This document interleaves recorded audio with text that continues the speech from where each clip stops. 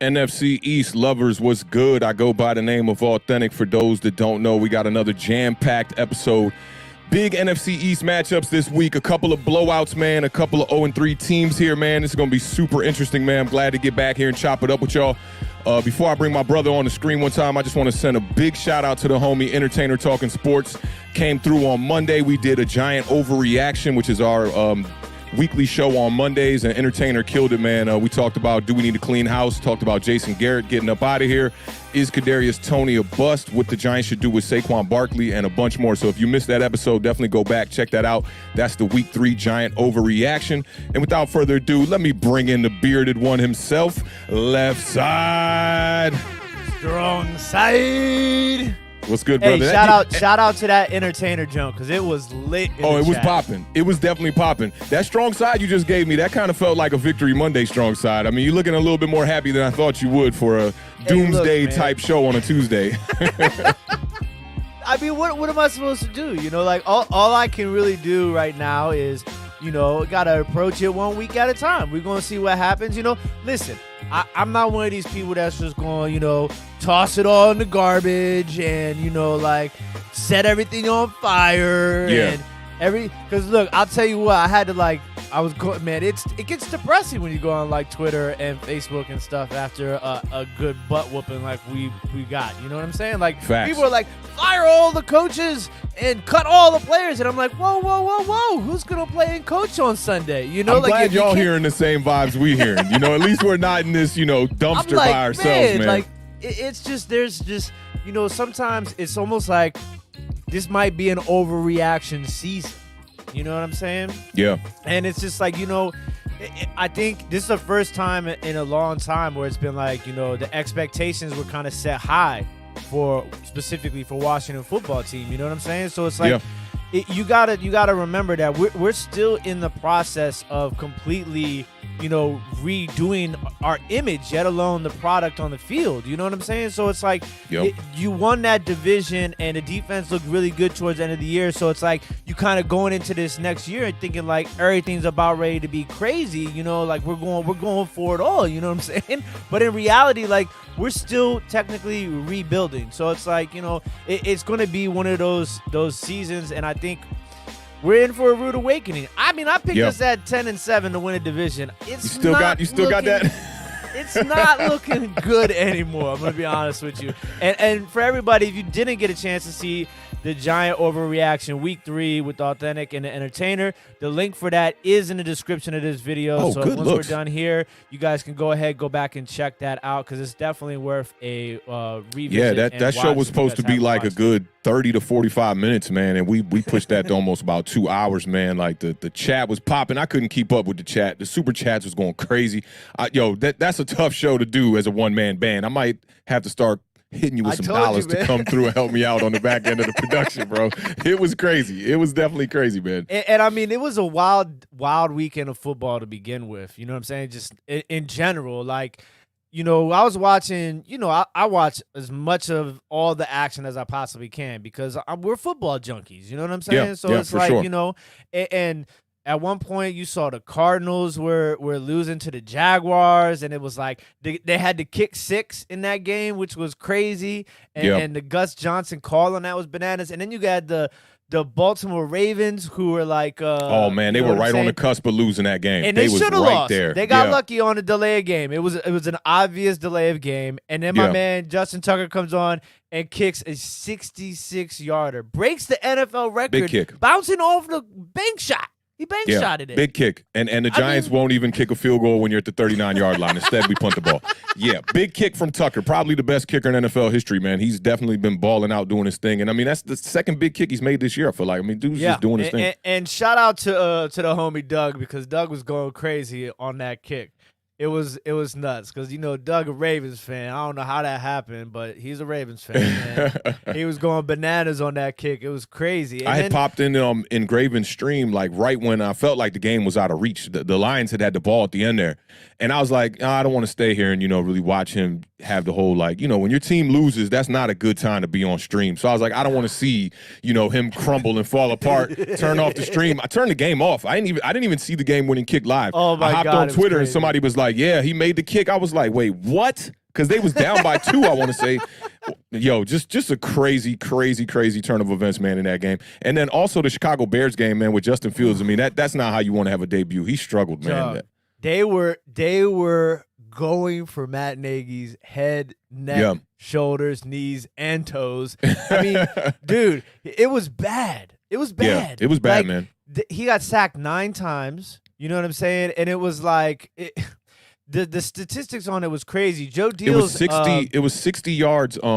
60 yards in sacks, and he only had 67 yards of passing on offense, you know, so it's just horrible, man. It's just a terrible debut. Joe Deals told me earlier, he was like, Justin Tucker's kick was more yards than total offense that the Bears had in their game. That's pitiful, man. That's pitiful. Yeah, it's crazy. And then the Raiders, the last one I want to talk about, the Raiders and the Dolphins game, because I had a 5-leg parlay, and that was I hit everything. And I had the Raiders money line, not even by the spread. I had the Raiders money line, and I was like, am I going to lose this game? Am I going to lose everything today? Like, and it took it into overtime, and they both kicked field goals. Luckily, they came away with the win, and I won my first parlay of the year. So shout out to that 5-leg parlay. I was super that's stoked good because I definitely lost everything. 3 fantasy games. We lost football games. We lost. We got kind of close in that league. We got kind of close, man. You know. But Devontae Adams put up a good run. Kirk Cousins on our bench, man. Kirk Cousins got 8 touchdowns, 0 interceptions right now in the season. So that boy balling. That defense over there is definitely a big problem, though. They got to find a way to fix that. So I'm gonna go ahead and say some hellos to the lovely people in the chat. Let's get it. Big shout out to Simon in the building with the biceps in the chat. What's going on, brother? Thanks for stopping by. Speaking of 3 undefeated teams, Cardinal Rule. Shout out to the Cardinal Rule. If you guys haven't checked out their YouTube channel, they're doing dope content on Arizona Cardinals. Thank you for stopping by. We appreciate it. He's building a following real quick over there, too, man. I popped in on his last stream. I think it was either on Sunday or yesterday, man. It was looking real nice in there, man. So salute to you on the growth on the channel, bro. Big shout out to Sunday, always holding us down in the chat. We appreciate it, faux show. Lucas is in the building. Big play. Slay's in the building. Hey, Slay in the building. What up, Edward? Afghanistan, baby. Yo, yeah. Hey. Is in the building. I had to throw that in. Shout out to the homie Cernock. Yo, so Friday night on the Whatnot app, I'm going to be live on the Whatnot app tomorrow. But on Friday night, Cernock's doing an all sports, vintage, clothing, jackets, hoodies, T-shirts, everything. So definitely check out the homie Cernock's connection on the be plugging that link, man. App. I definitely want to pop in on that. That's going to be lit. What's going on, Zach? Zach in the building. What's up, fam? I saw you on Apex Legends the other day. I was going to pop in on you. Your party was full, bro. Glock 30 Shots is fired. in the building. Hey, look. So Zach is like one of the only people that call me Swift, right? And let me tell you why he calls me Swift. Like when we used to play at OT, right? Everybody be like Swizzy because they thought I looked like Swiss Beats, and the whole time he thought they were saying Swift when they were saying Swiss. And he was like, you know what? I'm gonna continue to call you Swift. So I kind of like that. Zach knows I get busy on that football field too, and so does Zach. Yo, I can remember one Turkey Bowl where we were playing. There was like 2 games going on, a tackle game and a 2-hand touch game, and we ended up jumping in the tackle game, right? Yo, Zach was taking heads off, no pads, bloody nose, everything, running people over. Salute to the homie, yo, and definitely a great football player in real life. Him and Dwayne went to Catholic and played ball over there as well. Man, it's funny how a lot of people get nicknames like that. Like Big It's Hurt. crazy. Like Big Hurt got his nickname from the way they were saying Big Eric in the Bout It movie, the Master P movie. Big Irk. Big Irk. And so that's how Big Hurt got his name. And then, I mean, he broke a couple toilets with his head. But I mean, like, that's how he got his name. And he used to get Big Hurt. He used to get Big Hurt back in the day. That boy could drink. Big shout out to Joe Deals. Joe Deals, our resident Chicago Bears fan. What up, boy? He's talking about Leno, the tackle who we picked up this offseason from the Bears. He's been all right. I mean, could be better, could be worse, but you know, everything's a little messed up right now. You see that pancake from Eric Flowers? Dog, he was the best lineman on the team this game. Flowers doing his thing, man. He tossed that dude. He tossed that dude. Yeah, he straight tossed him. He's like, yo, get out of here. I don't know if you saw the Trent Williams block. I didn't. Oh my God. Crucial. You get a chance. When you get a chance, check that out because I will. Straight demolished somebody. Welcome to Big Pat Sports Talk is in the building. What's Big going on? Pat in the building, man. I saw the Jason us. Garrett video today. That was dope. Dope content over there. Y'all make sure to go check out Big Pat. Make sure to go check out Big Play Slate too, man. Eagles fan, youngin' out here doing his thing too. Hey, big shout out to the homie Trevor Stores, repping Ref the District. That's another dope channel in the Washington football team podcast community. So big shout out to Ref the District.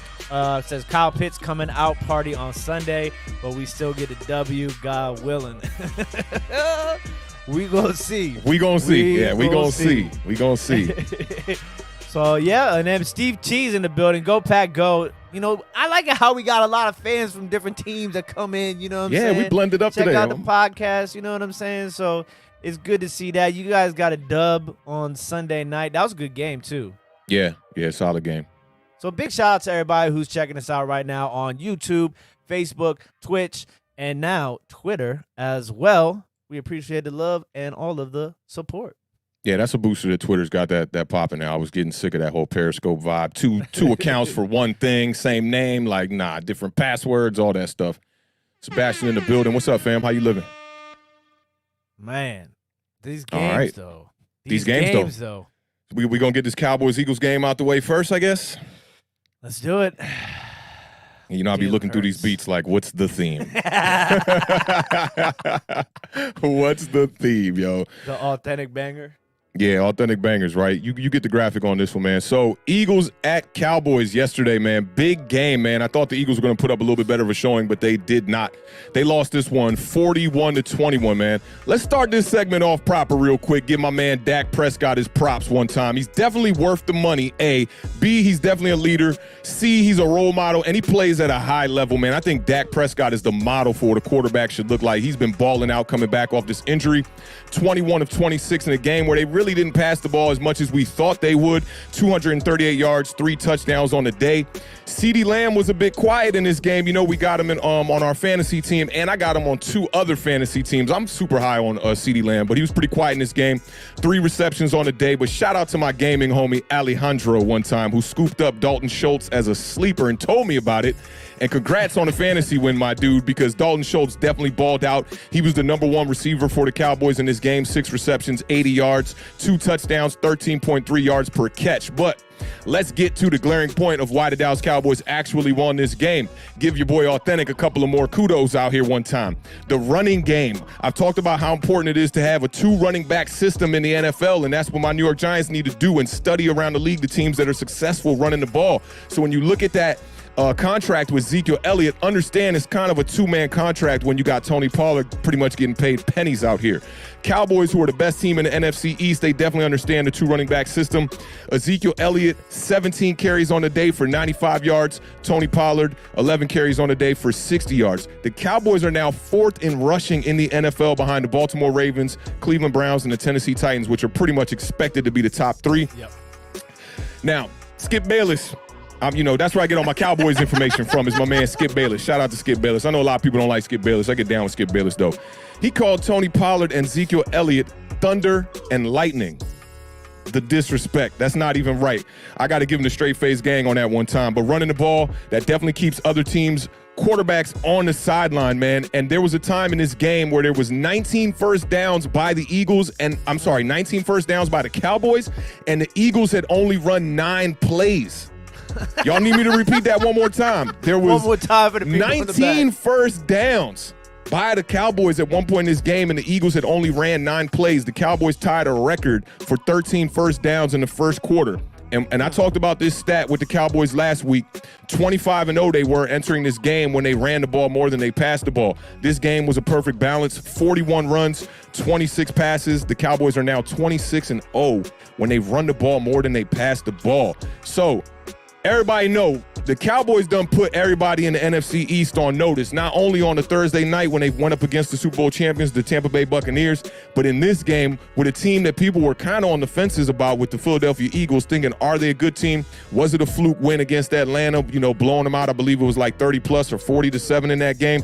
But the Cowboys put everybody on notice here in another primetime game. So, you know, America's team is getting back to that shape of America's team. But I'm looking at the Cowboys, man. Easy front runner right now for the NFC East.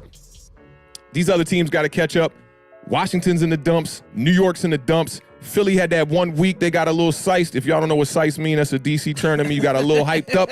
Y'all got a little bit too sized, and now you right back down to earth with Jalen Hurts playing a pretty pedestrian game. But he was still pretty much all of the offense for the Eagles in this game. That was the scary part for me is where do the Eagles find any power or any playmakers on offense when it's not Jalen Hurts? Yeah, it's tough. And before I even touch on the Eagles, I do want to say, you know what I'm saying, like eat a little bit of crow. I'm not eating the whole crow quite yet, but I'm going to eat a wing and maybe a foot, right? Zeke Elliott looking good again. He's looking good again. You know, Big like time. he still, to me, is not that guy that he might have been, you know, a few years back. But I think it's working perfect right now with him and Tony Pollard, like you said. And you know, I was down on Zeke, and he came out and played yesterday. So I gotta, you know, I'm gonna always give respect where respect's due, and so I gotta give a little bit of respect to Zeke because he had a great game yesterday. But on the other side, running the ball, the Eagles again. It's like Miles Sanders. How many carries Miles Sanders have? Two carries. 2 carries. The Eagles as a team outside of Jalen Hurts only ran the ball 3 times. 2 carries. Shout out to my fiance. I thought you were on the airplane on the way back from Cabo. I got to pick him. Well, she's probably at a layover in Dallas. Shout out Josie one time in the building. Watching from the airport. So, yeah, I mean, the 2 carries for Miles Sanders, that's just like, you know, like you got to have some sort of running game. And they had been doing really well with Miles Sanders, getting him some touches. You know what I'm saying? But it was just, there was no touches in this game. And then another person I got to give a big shout out to, obviously, is Trayvon Diggs. I mean, balling. The kid is playing out of his mind right now. What's interesting is, like, Alabama is literally a factory at this point. Like, you remember, like, you know, like in our prime, you know, younger years, it was Miami. The U was pumping out talent after talent. I mean, like high caliber talent.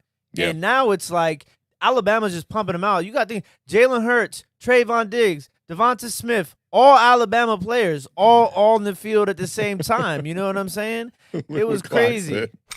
Shout out Clock in the building one time. No air horns for Josie. Oh, man. So it's just like, you know, he was shutting him down, and he had another interception. He is tied That's for 3 the league. now. Yeah, tied for the league lead with interceptions with 3. And, you know, it's a big improvement from last year. And I was high on him coming out of college. I thought it was a great pickup for the Cowboys. And he just, you know, it's rough in the first year for some of these corners. It's not like wide receiver or running back. I think DBs and quarterbacks are probably the toughest transitional positions from college to the NFL. Yeah. You know, just because it's just a lot going on. You have to have that mental strength to do that because, you know, it's a lot of different, you know, packages, and the players are faster. You know, the coverage got to be a little bit tighter. You got to know who's going to be, if somebody's going to have your backside, if you're going to have to come down. You know, it's just a lot going on. Yeah, so and he was thrusted into like the worst situation you could possibly get thrown into. You know, being a starting corner on a team that the defense was historically bad. You know, one of the worst defenses in NFL history. I know a lot of people probably had bust written all over his name. Yeah, and Micah Parsons too. Micah Parsons is proving it once again. You know, he had a great game. It's just Terminator. They got some young Terminator. Yeah. Come with me if you want to live.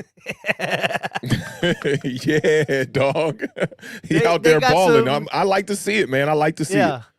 And you know, it's interesting because it's like, you know, Washington went for a linebacker, and there's a lot of great linebackers in this draft. You know, like you got my man JOC over in Cleveland from Notre Dame, who I really wanted, is playing really well. You know, Micah Parsons playing really well. Jamin Davis actually had an okay game. You know, he's getting better.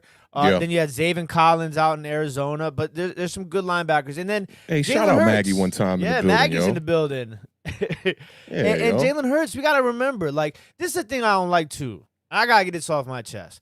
The quick slander by people on players. One game, one play, one quarter. Like the slander I was seeing on Jalen Hurts on Twitter, I'm like, it was bad. I just want to go back like 2 weeks ago when everybody's like, oh, Jalen Hurts, they got a quarterback, and it's just like, yo, he had a couple.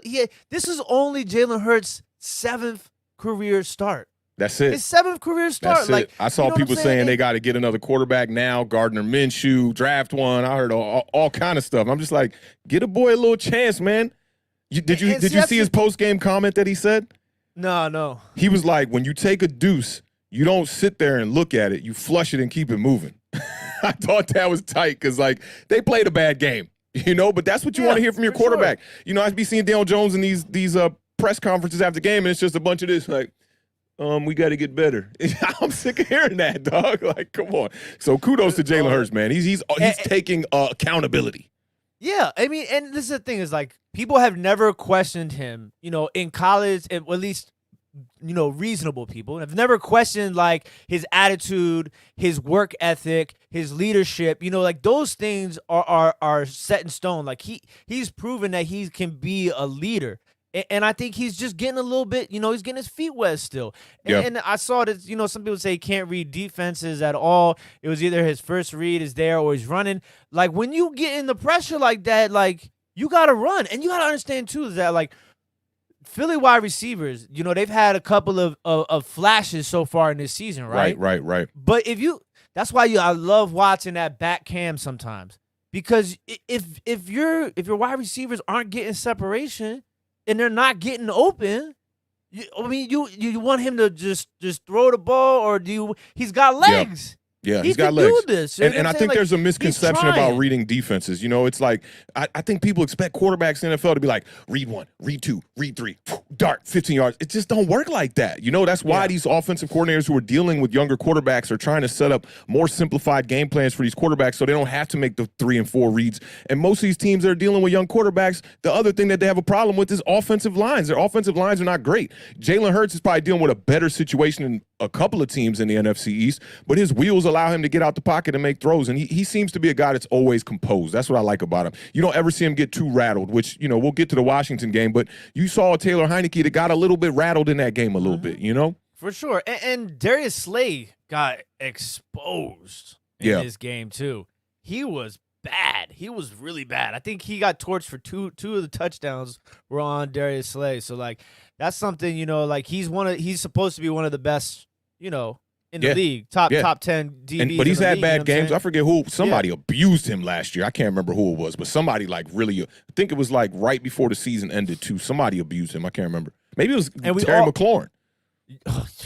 Man, I'll tell you what, Terry McLaurin, that's funny you brought that up, because Terry McLaurin exposed Trayvon Diggs last year, too. Yeah. So, like, it just goes to show you, like, the game is it's not always, like, I think people have this expectation of, okay, everybody's like Patrick Mahomes, Tom Brady, Aaron Rodgers, where it's like they don't have bad games, right? Right. Not all, like, great players have pedestrian games. Like, that's why this is a team sport. And it's like, like, with football, it's so, like, you have to be, it's such a unit thing.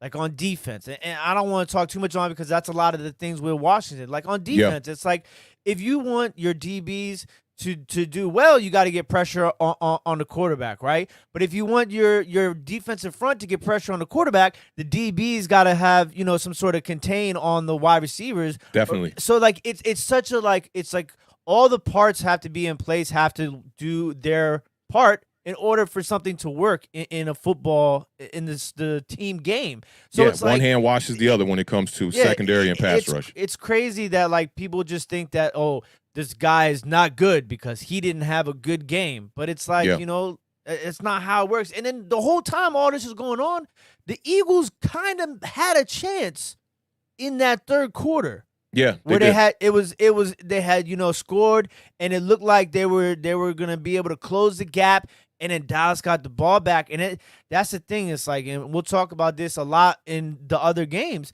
is that, like, if you don't get that stop, like, you gotta take control of the momentum. When the momentum is going your way, and you got that alley-oop of, okay, we were out of this game, but now we have a chance to be back in this game. You gotta take advantage of it. You gotta pounce. And they just didn't do that. And on defense, they couldn't step up, and Dak and them just went down the field, scored, and that was it. Then you know what the thing is about what you were saying about players like Aaron Rodgers, quarterbacks like that, not catching as much flack. They're kind of people that kind of quarterbacks that you don't expect to have a bad game from. You know what I think is kind of like, though? It's like kind of like the reputation you put out there, you know, in society, let's say, right? Like in your mind, you could think you a certain way, right? And I'm going to relate this to real life. You could think like, oh, I'm a nice, generous, kind person, blah, blah, blah, blah, blah. But your reputation in society will precede that, right? So I think it's the same thing with these quarterbacks that you've named. They've won so much that they've earned that right almost. You know what I mean? So we kind of got to give them their props. And I think a guy like Dak Prescott is right on the cusp of that, where it's like, now we're going to expect good games out of Dak Prescott. Those bad games you were seeing the first couple seasons out of Dak Prescott where he struggled even when he had a good running game, I think those are behind him. And now we're about to place him in that upper echelon. And not to get to the Washington game too, but Josh Allen is about to be that kind of guy too, because now you're looking at, it's not just one flash year. We're looking at a guy who like can show you that he can really sling the rock, you know? So I think you can relate that right back to real life. And it's like they just have a good reputation at the quarterback position. I think, you know, it's interesting too because Dak and Josh Allen are sort of like these. They're not pocket passers, right? They're like hybrid quarterbacks, but they're not like, you know, Josh Allen's a little bit more running than Dak, but they're like this new wave of Russell Wilsons. Okay, because like Russell Wilson, you know what I'm saying? Russell Wilson can sit back there and slang the rock. You know what I'm saying? But Russell Wilson can make runs on the throw. You know what I'm saying? Or throws on the run, Yeah. Big throws on the run. He can get those first downs if he needs to with his legs, you know, and Dak can do that. Obviously, Josh Allen can do that. But like these are these new style of quarterbacks where it's not like the running quarterback, you know what I'm saying? Or like there was like that craze for a couple of years, and then it's not like statues, you know, in the back like Kirk Cousins. I don't know if you saw Kirk Cousins took his shoe off before his snap and did the play. Crazy. Really? I ain't never doing that. Somebody step on my toe, it's a wrap. 300-pound lineman, step on your big toe, game over. It'll be bad. But that'll hurt even with the cleats on. Cleats gonna protect you a little bit though. Yeah, but I mean, you know them football feet. Them football feet. Joy's been through the my ringer. Football feet. My football feet is like this. They tried to put me at quarterback. My feet were like this. They were like, oh, nah, this ain't going to work. We ain't never seen nothing like this. No. But, like, look, Dallas came out here tonight, and I thought the Eagles were going to be, you know, we both picked the Eagles to finish 5-12, right? Yeah. So, like, we kind of thought that the Eagles were going to be a little bit better just because of the way they looked those first couple of weeks. But, you know, now it's like, look at 6-11 though. That 6-11 I got for y'all, that might pan out. Yeah. But, like, you know, the Dallas looks legit. And the craziest part about this whole thing is we keep talking about it, but that schedule, bruh. Yeah, Dallas got the easiest schedule and the best players in the division.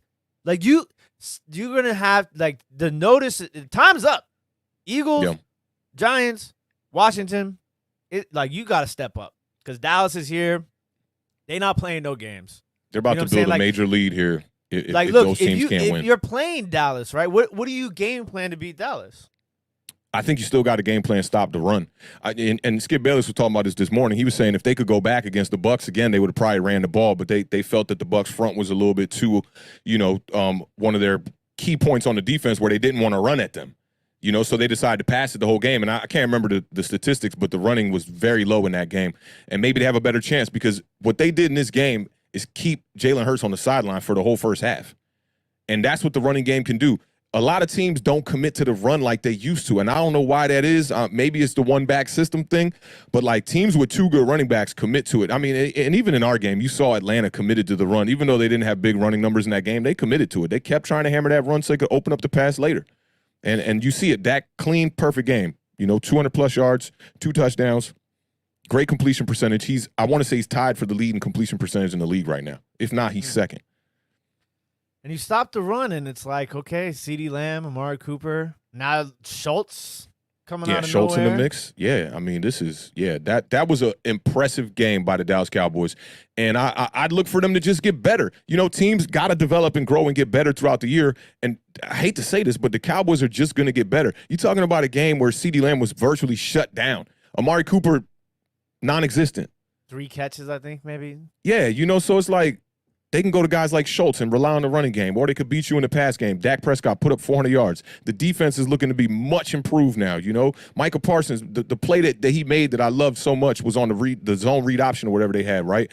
He did not even fall for the bait at all from Jalen Hurts. Played it all the way to the sideline. It damn near killed Jalen Hurts. Jalen Hurts had to squeak out of bounds, got tackled crazy with his legs all trampled up underneath him. Those are the kind of plays you don't want your quarterback taking. So I like what I'm seeing out of that defense. Much improved. They're at the top of the league in the top 5 in takeaways. You know, they entered this game with 6 takeaways, leading the NFL. Cowboys are a problem right now. I hate it. And my brother's a Cowboys fan. My homie Chaz French is a Cowboys fan. He texted me after the game. He said, "We different." That's something Chaz would say for sure. He's got a point, man. But other teams in the NFC East definitely going to have to buckle up and get things moving because it's looking really bad, man. Giants at 0-3, Washington at 1-2 now. Washington looking just as bad as the Giants. I'm starting to lose hope in this week 4. It's crazy. And I mean, the schedules. Oh, my God. That's like the theme of this year for us. It's like every week we look at the schedules, it's just like, whew. Yeah, the schedule's ugly, man. Giants got some tough games coming up, man. And the matchups against the Chiefs and the Bucks, and y'all got the Packers on that. We got the Raiders out there. There's just so many good teams we got to play this year, man. So I'm hoping that the Giants can get through this somehow. Maybe a team like Carolina with the bang-up running back situation with CMC over there, we could sneak a victory. So Carolina and Dallas is this week, right? I believe so. I got the schedule right here. We can pull that up. That's going to be an interesting game. Yeah. So Cowboys are entering week 4. They're what now 2-1 with 2 big wins. That win against the Chargers, man. That's one of the ones on your schedule that you're like, you know, we probably gonna lose that game, and then you end up winning. It looks even better now because especially after the Chargers beat Kansas City this weekend. Yeah, and Kansas City's got some trouble. We know breaking news on the Giant overreaction you mailed into us with Josh Gordon getting signed to the Kansas City Chiefs. I like it. I think it's good. Get more firepower on offense because the Chiefs' motto has always been we're going to score more points than you. Yep. All right, man. Well, let's take it to this next game. We'll get to this Giants one time that I feel like I've talked about 3 billion times. New York Giants fall to the lousy Atlanta Falcons. No disrespect, y'all. 17-14 in a game that the Giants controlled but couldn't make the big plays when it counted. Daniel Jones played another good game, but it wasn't enough. 24 of 35 for 266 yards. The big number here is 0 touchdowns, 0 interceptions. Saquon Barkley got in the end zone, which definitely put a smile on my face in this game. Diving run over the top, and he had a decent day in the passing game with the Giants. 6 catches for 43 yards. He had 16 carries for 51 yards. I'm going to put a pause right here because, look, a lot of people throwing a lot of slander on the Giants running game and blaming that on Saquon Barkley, talking about he tiptoeing in the backfield and all that. Go back and look at every run like I did from that last game. He's not tiptoeing on every run. He's tiptoeing when there's defenders that are breaching our line and getting in the backfield. So for me, goes back to my point. I've been hammering all last year and all offseason. I talked about this on every stream I hopped on. Start using Saquon Barkley like the New Orleans Saints use Alvin Kamara. Go out there and go find that other running back. I like what I saw out of Gary Brightwell. I think he could be a guy, but it's important to get that second running back, especially when you see a guy like Saquon struggling with the injury. It's very apparent that the knee is not 100% or mentally is not 100% having faith in that knee. So I think that's very important. But I like what I saw out of Saquon Barkley in this game. You know, getting back to his normal fashion, broke a couple of big plays in the screen game. I like what I saw out of Jason Garrett in the screen game. But this offensive line, you guys got to get it fixed. There was a screen play there on a 3rd and 18 where it looked like Saquon Barkley could have scooped up a first down. And I forget if it was Bredesen or Billy Price out in front of the screen, completely whiffs on the block, doesn't even get a hand on the defender. Saquon Barkley tackled for 3 yards short of the first down. Got to get these things together if we're going to try to be a winning team here or even just get our first win. I like what I saw out of Kenny Galladay. He was pretty effective in the passing game early on. He had 4 receptions, 64 yards, but that hip injury was definitely bothering him. And speaking of injuries, man, the Giants are riddled with injuries now. We lost Blake Martinez for the year to an ACL tear, non-contact injury on a play where Cordell Patterson shook him out his boots and broke his knee, it looked like, on that one. And we also had Sterling Shepard, Darius Slayton go out of this game. So now you got 2 of your 4, I guess, starting wide receivers out of the mix right now. I don't know if Slayton's going to be available for this next game or Sterling Shepard, but more importantly, you got 2 of your captains of 2 different units out for the year. We know Nick Gates broke the gruesome leg injury that he had against the Washington football team, and now you got Blake Martinez out for the year. This game, I'm going to go right into this one, DeBeer, because I've talked about this a billion times. You know, we did the Giant reaction with Tanner. I popped in on a couple of other streams, and, you know, I talked my talk and whatnot. This game was lost in the first half, and it's a reoccurring theme with the New York Giants, and it's the red zone. Daniel Jones and this offense cannot capitalize when they get in the red zone, and Jason Garrett's play calling when he gets down to the red zone is very limited, but also I got to chalk it up to penalties and just bad mistakes happening at the wrong times. I'll take you back to drive number 1 of this game. We get down all the way down to the 7-yard line of the Atlanta Falcons. First and goal from the 7. RPO fake, a pass to Evan Ingram gets deflected. I didn't like that play call. But then Daniel Jones gets sacked on a play where Billy Price completely just allows the defender to just walk right by him. We lose 11 yards. Once you lose 11 yards on the 7-yard line on first and goal, that's pretty much Rap City, Big Tigger in the basement right there. Burnt toast and coffee time, as my man Donnie Simpson used to say back in the day. Then on third down, Jones scrambles. He gets like an 11-yard gain because they're playing a little bit soft, protecting the goal line. He picks up, he gets down to the 7-yard line again. Giants, thank you, Afghan. I appreciate you. Giants Nation in the building one time. But, you know, you don't capitalize on a play that you could set the pace early right here, put 7 up on the board. Instead, you got to go to automatic Graham Gano. He puts up 3 on the board. The next drive, the Giants go 3 and out. So I'm going to just get rid of that drive and act like it didn't even happen. But drive 3 is a very important drive to happen here. Giants were moving the ball so well, and I was looking at this offense like, all right, we didn't score in the red zone on the first one. But this one here on the third drive, I'm looking at it like, yo, this offense is just straight clicking. Second down run, Barkley gets 15 yards. A third down and 9, Daniel Jones to Galladay on a slant play for 12 yards. You get a play action to Sterling Shepard for 12 yards and a first down. At this point, Daniel Jones had 7 completions to 6 different wide receivers, and we're talking about on the third drive of the game. The offense is looking, as my man Moses would say, beautiful. Looking great out there. 3rd and 7, we get we're at the Atlanta 38. This is the same drive. We get the pass to Kadarius Toney for the first down. 1st and 10, we go right back to Toney on the fake reverse and then screen back to him for 7 yards. That offense is moving. 2nd and 3 from the Atlanta 21. We run the draw to Barkley, first down. And then we get in the red zone. And the Giants fail again in the red zone, bro. I don't get what it is with the red zone. First down. A lot of Giants fans been giving Daniel Jones the pass lately. First down. I don't know if he don't see the snap coming or if there's miscommunication. The snap go right through his hands. Now you lose 11 yards again. That's back-to-back red zone drives where you lose 11 yards. 1, because your bonehead center can't make a block, and 2, because your small-handed Burger King hand quarterback, Daniel Jones, can't hold on to the snap. So once you lose that 11, it's a wrap. You've just now killed 2 red zone opportunities. They run a quick little stop route to Shepard for 4 yards, and then it's 3rd and 17. You get a false start. This is exactly what Joe Judge was not preaching when he was talking all that talk in the offseason. This is an undisciplined team. 8 penalties in this game again. Shooting yourself in the foot. And speaking of that, I saw somebody on my Twitter talking about, you know, the Giants literally shoot themselves in the foot, you know, Plaxico Burress vibes, right? And I saw it on a Dan Orlovsky video where he was talking about self-inflicted wounds. You got the Evan Ingram fumble while we were in scoring range, which didn't come back to haunt us as far as points on the board because Atlanta doesn't come down and score. I think we got a turnover, a fumble from Matt Ryan or something like that right there. The red zone snap that went through Daniel Jones' hands. The Logan Ryan dropped interception, maybe 2 dropped interceptions. And I got it Diodori, well, the one, you know, it's a bang-bang kind of play. Well, 2 in total. 2 in total. Not that's what I'm saying. One of them, I'm not giving them the 100% blame. 1, maybe 2 is what I'm thinking, right? But Adoree Jackson, that's like a lollipop. That's like you got to catch that. And I know he took his eyes off the ball real quick because that was Pitts that was there on the play, went up high for it. So you're looking to kind of like try to make a play in the end zone to go up high for it with them. Ball literally lands in your hands.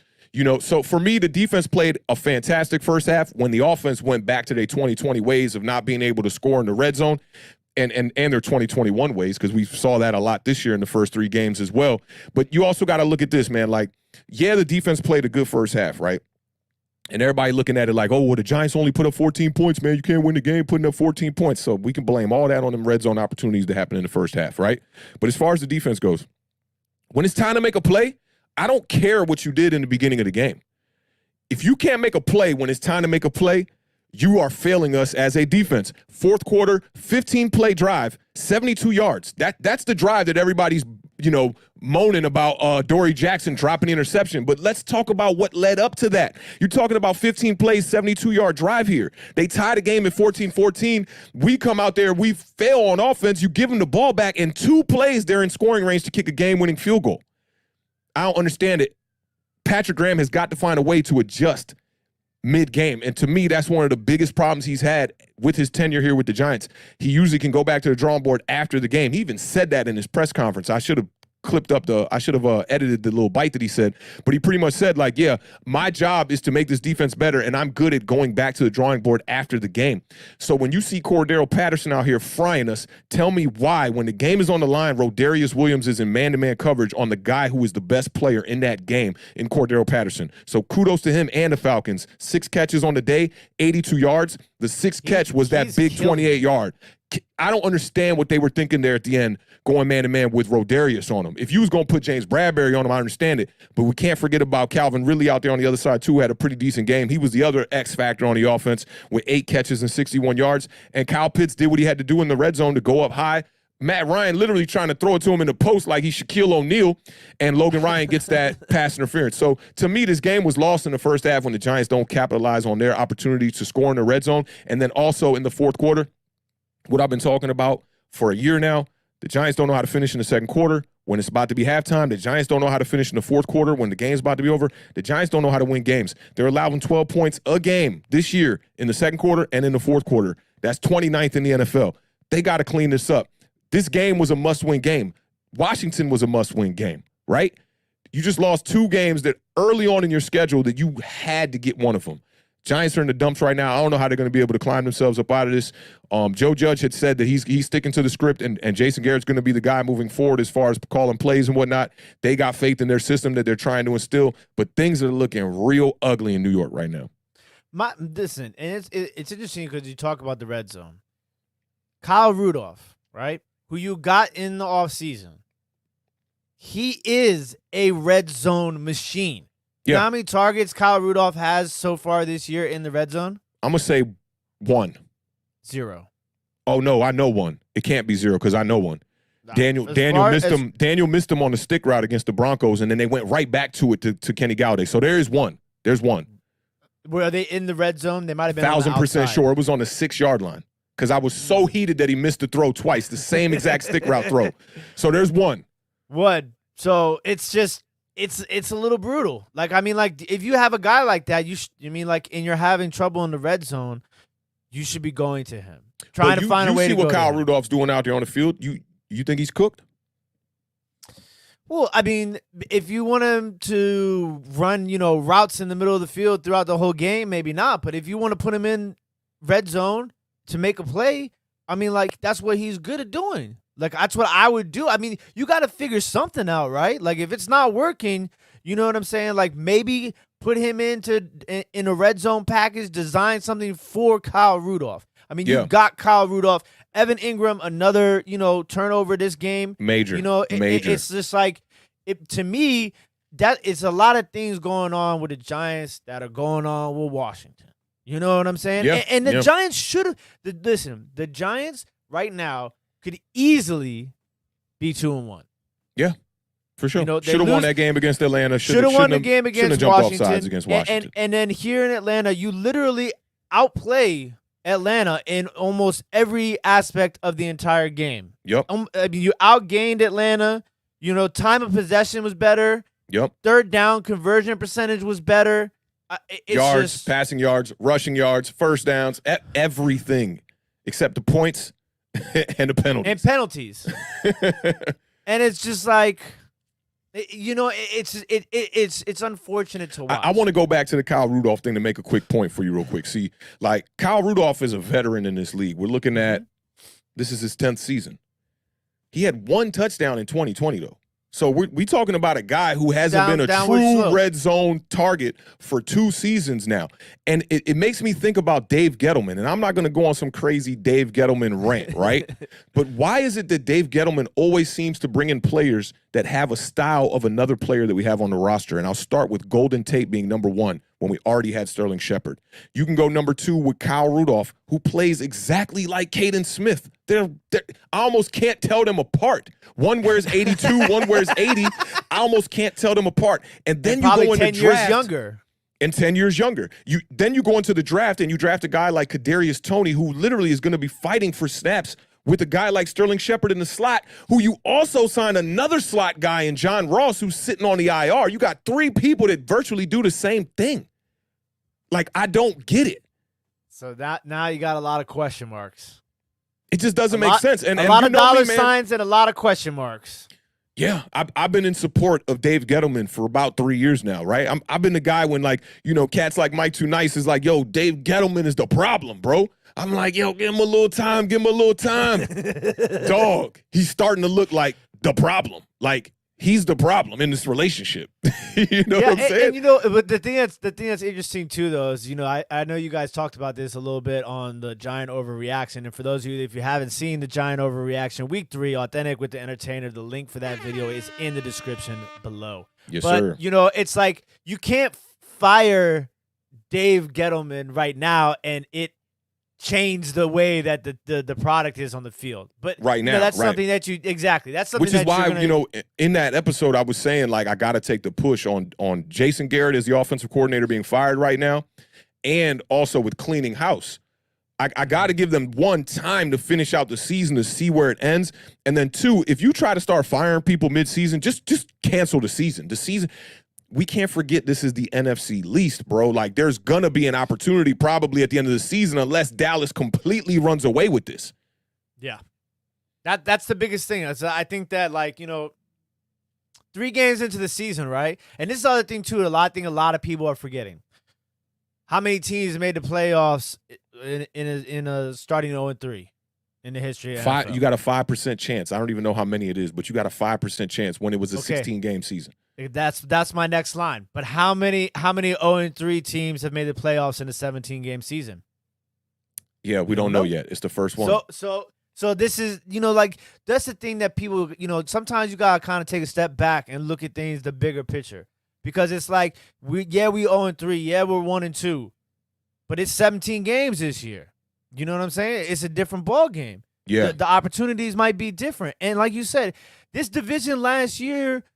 You know, how much has really changed in this year? The Dallas is probably going to be better. Dak and they got Prescott is healthy. That's the only thing that's changed. Shout out to the homie Kalen Dragon 56 one time. I did check the Twitter DM. I responded back to you too on that, man. I saw they bumped into Daniel Jones and he was in the grocery store. He had a pack of solo plates. I was like, where is this guy going with plastic plates, man? What's he doing, bro? I thought you getting that bag right now. That was my question. What did he have? What did he get? That's all you could see in the picture was he had some plates. Stack of plates, like kind of got up there when I don't want to do dishes. Was he grabbing steak? You know what I'm saying? Some potatoes. Hey, before I forget, shout out to Frank the Tank, bruh. I was grubbing. Oh yeah, Frank throw down on the grill. My man made a rack of lamb, a ribeye that was like this big. He had this. He kept calling it pasta salad, but it wasn't. I don't know. It wasn't pasta salad. It was like this pasta that looked like rice. I think it was called a rozo or something. And it had chicken, and it had feta, and tomatoes, and cucumbers. I mean, it was just. And hey, then check us out every Wednesday. Cooking with the Beard. Say, no, I'm joking. I had to get, you know, the grocery store reminded me I had to give a shout out to Frank the Tank. Nah, Frank the Tank definitely gets big shout outs on Awthentik and the Beard. He holds it down normally at every tailgate too. And the thing that's so frustrating is that, I can only imagine how frustrating it is for Giants fans, is that the things that you like were holding you back last year are not what's holding you back this year necessarily, right? Am I wrong in saying that? Like, offensively, you guys are playing better. You're not turning the ball over like definitely you were not turning at the the ball rate over. You were last year. You know, Daniel Jones is not. Daniel Jones is such an easy target last year, and he's not. And it's just like, and then to lose Blake Martinez now after this, like, that's brutal. Yeah, that's and we saw Jamie Collins, got released by the Lions today. So I think that might be a move the Giants might want to make if they can do it for cheap, and if they still want to try to salvage this season.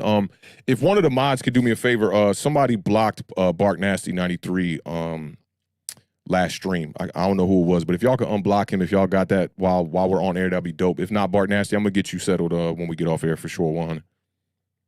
Bark Nasty. Shout out. Yeah, that's the fam. That's the fam, right? I'm gonna bring him on for a Giants overreaction because he one of the people that I feel like is really keeping it 100 with the situation that's happening right now with the Giants. Oh, like yeah. it's bad.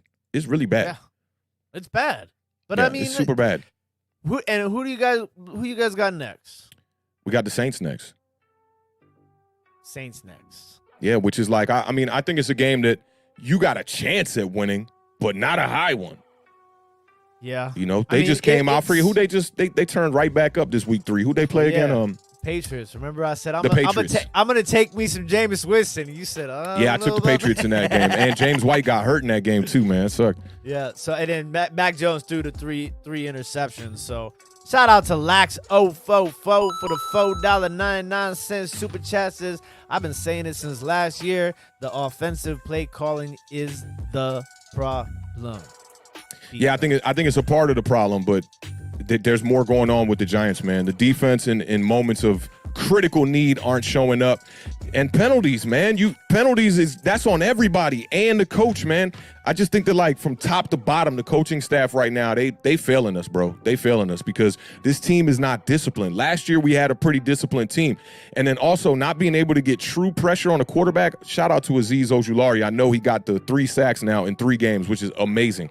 But as a total unit right now, the Giants lack pressure on a quarterback, which is just, to me, you cannot win in the NFL if you can't run the ball and you can't get pressure on the quarterback. And those are 2 of the major things that the Giants can't do right now. And I don't know what Jason Garrett could do. I know that people are complaining about the play calling. I know that's a big thing, right? But, like, what do we expect him to do? Just chuck it down the field? Because they can't find a way to establish the running game. And I think that is most important for the New York Giants. If you could establish the running game, a guy like Kenny Galladay is going to just straight up excel in this offense. He'll see more one-on-one coverage, and the 50-50 ball, you'll see more of it. But defenses don't even got to stack the box right now with Saquon Barkley in this offensive line. We can't get positive yards. We're getting dominated in the trenches. And, yeah, the play calling has been garbage in a bunch of situations. Let's not forget about time management from the head coach. Like, yo, I'm one right now. This on Joe Judge. I don't care what nobody say. I saw your tweet. He went out there and got Jason Garrett. He picked this staff. Unless there's something we don't know and there's some influence coming from John Mara. We know he was buddy-buddy with Jason Garrett. We know that. But Joe Judge signs off on this. And if the game plan is complete garbage for 1 week, then when we go back to the drawing board to correct it for week 2, I need you to go to Jason Garrett and be like, hey, bruh, we need to stop being so conservative. It's time for us to open this offense up. The offense ain't getting opened up. What is Joe Judge gives you all vibes of conservative vibes. Run the ball, old school football, more than Jason Garrett does. So for me, you got to put the blame on all of them. And this is my thing, though, is that because I'm kind of getting this same sort of vibe from Washington coaches, right? Like, why can't we make adjustments in the middle of a game? Why do we have to wait until after the game to make adjustments? Like, wait, do they just go in with just plan A? And plan A don't work, and they're just like, oh, I don't know what we're going to do. Just keep doing plan A.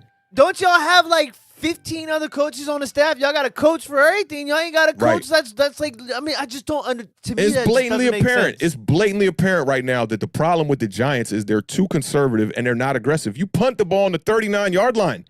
Here's the crazy part about it. Graham Gano is automatic. He made a 50-plus yarder. 55-yarder. Bro, he's hit like 40 straight field goals, bro. He ain't missed. What are we doing punting the ball? 39-yard line? What is that, a 56-yard? Kick it. Show me how he can miss. Just show me. I need to know. Let me gauge the distance of our kicker so we know that throughout the rest of the year. He missed a 56-yarder short. Okay, don't do it no more. But he made a 54, 55-yarder against Washington. And the logic behind it too, right? So it's like, okay, if you punt it and you pin him, right? Okay, like, and you're basically saying, like, I have faith in my defense, but do you not have faith in your defense? Whereas if he misses it, that you can stop them from the 39-yard line without scoring. Like, I don't understand the logic in that. You know, it's that reputation thing, bro. This defense got a reputation for blowing games, dating all the way back to last season. People want to look at the Eagles loss that we had last season and go, oh, man, if Evan Ingram catches the ball, we win the game, right? But what about that defense straight collapsing, allowing 14 points in under 4 minutes in that game for them to come back and actually beat us? The same way that we've lost these two games. If you look at the Taylor Heineke drive, it's 2 plays, bro, a wheel route to McKissick and then a fade route to Seals-Jones in the back of the end zone. You look at this game, everything on the line. They run a man-to-man defense with Rodarius Williams out there on Cordero Patterson. They run a stop route to him, bro, and he just breaks the tackle. You hear the announcer go, oh, no. Like, what? As soon as he broke the tackle, the announcer was like, oh no. 30-yard gain, bro. We seen this from last season, bro. We seen this so much from last season. This team don't know how to win. And I think that, like, when it's time, you know, when it's like, yo, Phil Simms said this on his Twitter, too. He said, you know, there's nobody on this team that you can look for when it's crunch time to make a play. That's the problem. And everybody looking towards somebody else like, oh, maybe Daniel Jones going to make the play. Yeah. Maybe Saquon's going to break one here, you know. Oh, maybe we'll throw something to Darius Slayton and he'll get a fade route again, which Darius Slayton catches the fade route in the exact same motion every time, every game. That's literally his route. And I do like him for that. I got to give him his kudos on that route. But, like, yo, what are the Giants doing here? Like, somebody got to step up, and that's the problem with the quarterback situation, too. The quarterback is not just off the leash in this game. He played a decent game. But, like, you need the guy who's going to put the women and children to bed and go hunting for dinner. That's the guy you need. And I said this about Daniel Jones. You know, he the kind of dude who, like, he don't say much. They trying to make him into Eli.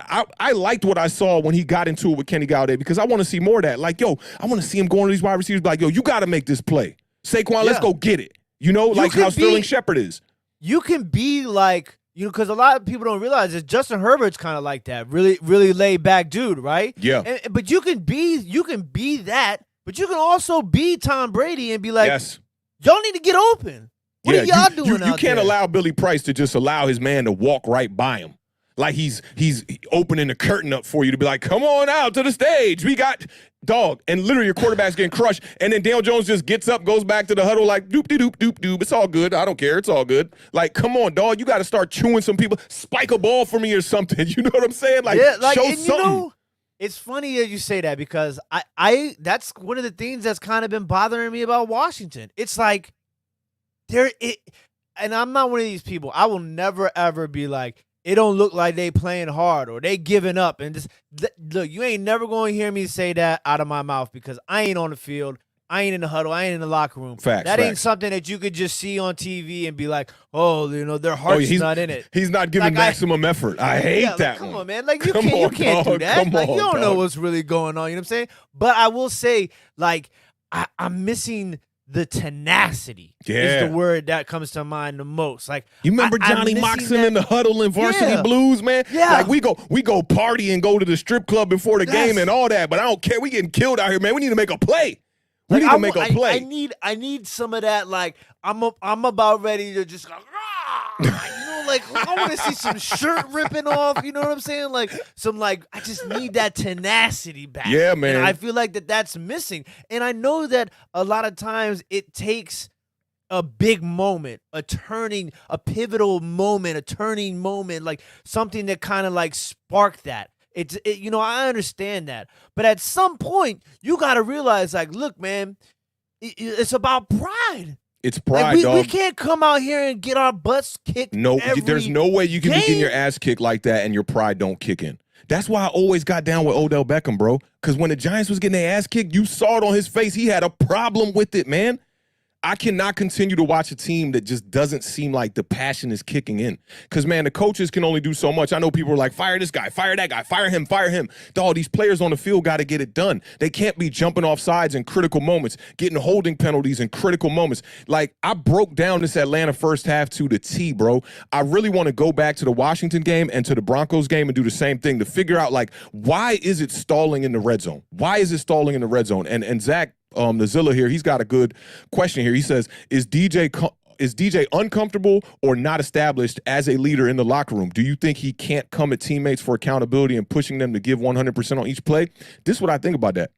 He's turned the ball over so much and fumbled so much. It's hard to look at a guy like that as your leader. But it seems like slowly but surely it's happening. But the Giants are running out of time with this whole regime. All these players is on the hot seat right now because all these coaches are on the hot seat. So if the Giants do decide to just clear house at the end of the season, DJ is not going to be spared. He going to be out of here too, and Giants fans are going to have to watch him go ball out somewhere at some team who needs a quarterback right now, maybe Denver, I don't know. And do a Ryan Tannehill 2.0. That's who they've been comparing him to his whole career too. The Giants are failing him, and the first couple of years they failed him by not drafting any weapons, no talent, no wide receiver talent, allowed Odell Beckham Jr. to walk out the door, your best playmaker that the Giants have probably had in the past 9-10 years. You allow your best playmaker to walk out, and in return you get Jabril Peppers and Dexter Lawrence. Dexter Lawrence is doing okay, but, I mean, he did cost us a game. Jabril Peppers is getting cooked left and right by every tight end across the league right now. So to me, Peppers on the grill. The Pepper is on the grill right now, and Pepper's got to do something. He got to step up. His job's on the line. He the first player on defense I think that's going to be the one to go, because one, he's not getting that many snaps. It's a crowded safety room, crowded secondary already. You got guys like Julian Love on the bench right now who can play every position in that New York Giants secondary. We know that. But he saw some snaps. He's seen a couple snaps, and you see him on special teams and whatnot. But I think with Daniel Jones, it's simply that your play does not give you the type of throne or pedestal to come at players for accountability, because you dropping balls left and right, and now you're getting it together. It's been 8 games in the Giants locker room. Who is that guy? I think it could have been a guy like Saquon Barkley, but playing out there with a weak knee like he is tough. Saquon been the kind of guy that the play do the speaking. Does somebody need to be that guy? Does Daniel Jones, does Joe Judge pull Daniel Jones aside and be like, look, this is the time that we need you to do this. We need you to be this voice now. And is Daniel Jones that type of guy? We don't know. We're not there. We're not in the locker room. I think Daniel Jones can be that guy because he's tough. You saw it on the 2-point conversion run. I forget who the dude is that he ran over. He ran over that defensive end. Straight trucked him, right? So he just got to keep doing things like that. Allow the play to speak for itself, and then you can start to hold people more accountable. But it goes back to the front office, and it goes back to the coaching staff. They're failing Daniel Jones. They're not putting him in position. What I do like about what Jason Garrett has done, I'll give him 1+1 on this, is that he's figured out a way to get Daniel Jones to not turn the ball over as much. But I think that the front office, when you strip a guy from his best weapon before he even touched the field with him, I would have loved to see Odell Beckham Jr. with Saquon Barkley and Daniel Jones and Sterling Shepard. That to me, that would have been a great little trio to build your offense around, and then just start working on the hog mollies. You remember the first episode of Awthentik in the Beard? I said, y'all know what the hog molly is, right? And Scotty was like, what's a hog molly? What is that? What is that? I'm like, yo, these the boys that's up front that's going to make everything work in the trenches.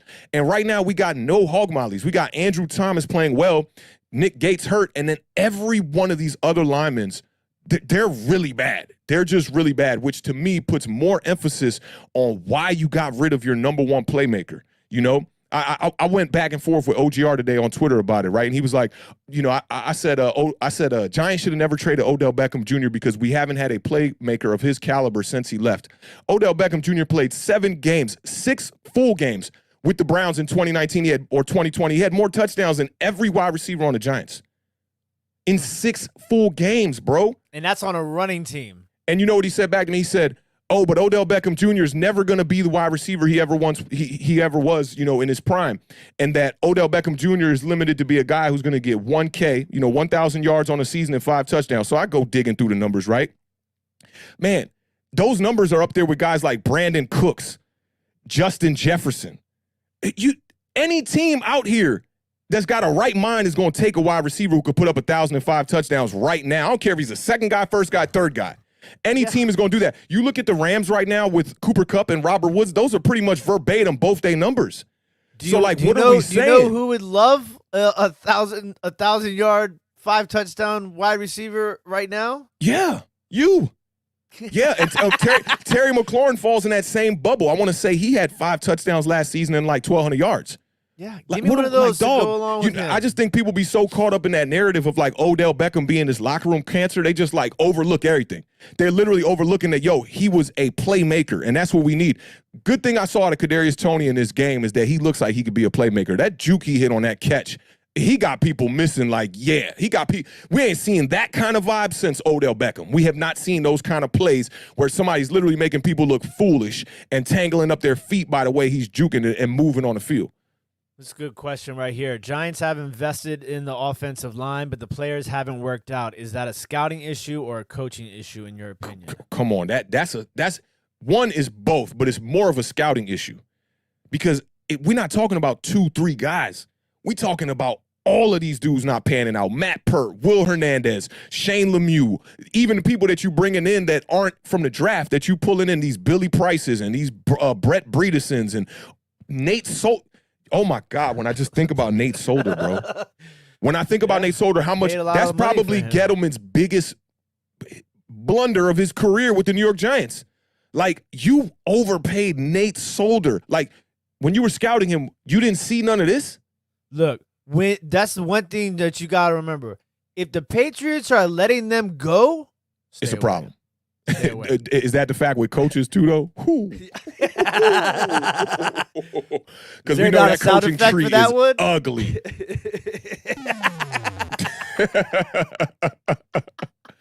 That coaching tree is looking ugly right now. And, man, I'm putting this on the boss. If I go to McDonald's and the burger is cold and it ain't cooked right and the fries is oily, soggy, and greasy, hey, Beard, let me speak to your boss real quick. Who's the manager running this show here? I need a couple free coupons for 2 double cheeseburgers and a small fry. Man, I haven't had that in a while. Oh, man, I get that McDonald's like once a week, dog. I ain't even going front, You remember, dog. I used to love it, man. Give me a McDouble, no pickles, add Big Mac sauce, hot and spicy McChicken, 4-piece nugget. I almost put a McDonald's little whistle theme song for the nugget alert that was going to be like. I literally was about to do it, dog. You know they're coming for us on that one. Facts, bro. But, man, I mean, there's not much more to say about this game. And until the Giants get a W, man, these recaps and these previews and these giant overreactions, they're going to be ugly. They're not going to be fun. It's tough, too, because it's not – listen, we got just, the floor wiped with us. Oh, we gonna get to that, right? But y'all was at least, like, back-to-back, lost on last-second field goals, outplayed the entire game. Man, and when how do you want – like, which one is worse to lose? Is it Riley Dixon who's the punter for the Giants? When he punted that ball in the end zone, I was like, game over. It's done. Game over. I knew it. I sat down, bro. I'd be hyped. When you came over to watch the games on the 3 screens here in the studio, I was kind of chill. I'm laid back vibing. My team wasn't playing either, so I'm really chilling. But when I'm down here for a Giants game, bro, I got the sound cranking. I'm standing up the whole game. Shout out to my man Entertainer one time.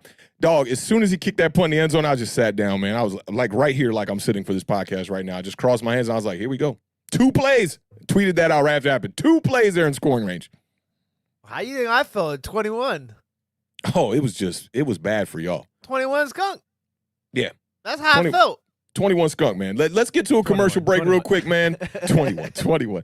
Let's get to a commercial break real quick, man. Come back and talk about this Washington football team against them Buffalo Bills. They're looking real right now.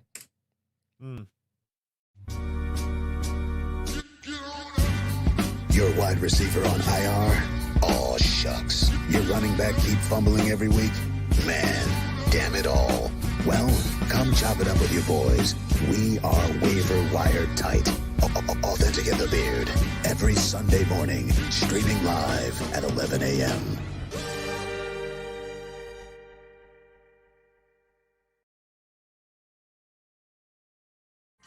I'm cooled off a little bit now. We needed a little break. Hey, shout out to the 57 folks in the chat right now. You tuned into the homies Awthentik and the Beard, man. We appreciate y'all being here, chopping it up with 2 of the worst teams in the NFC East.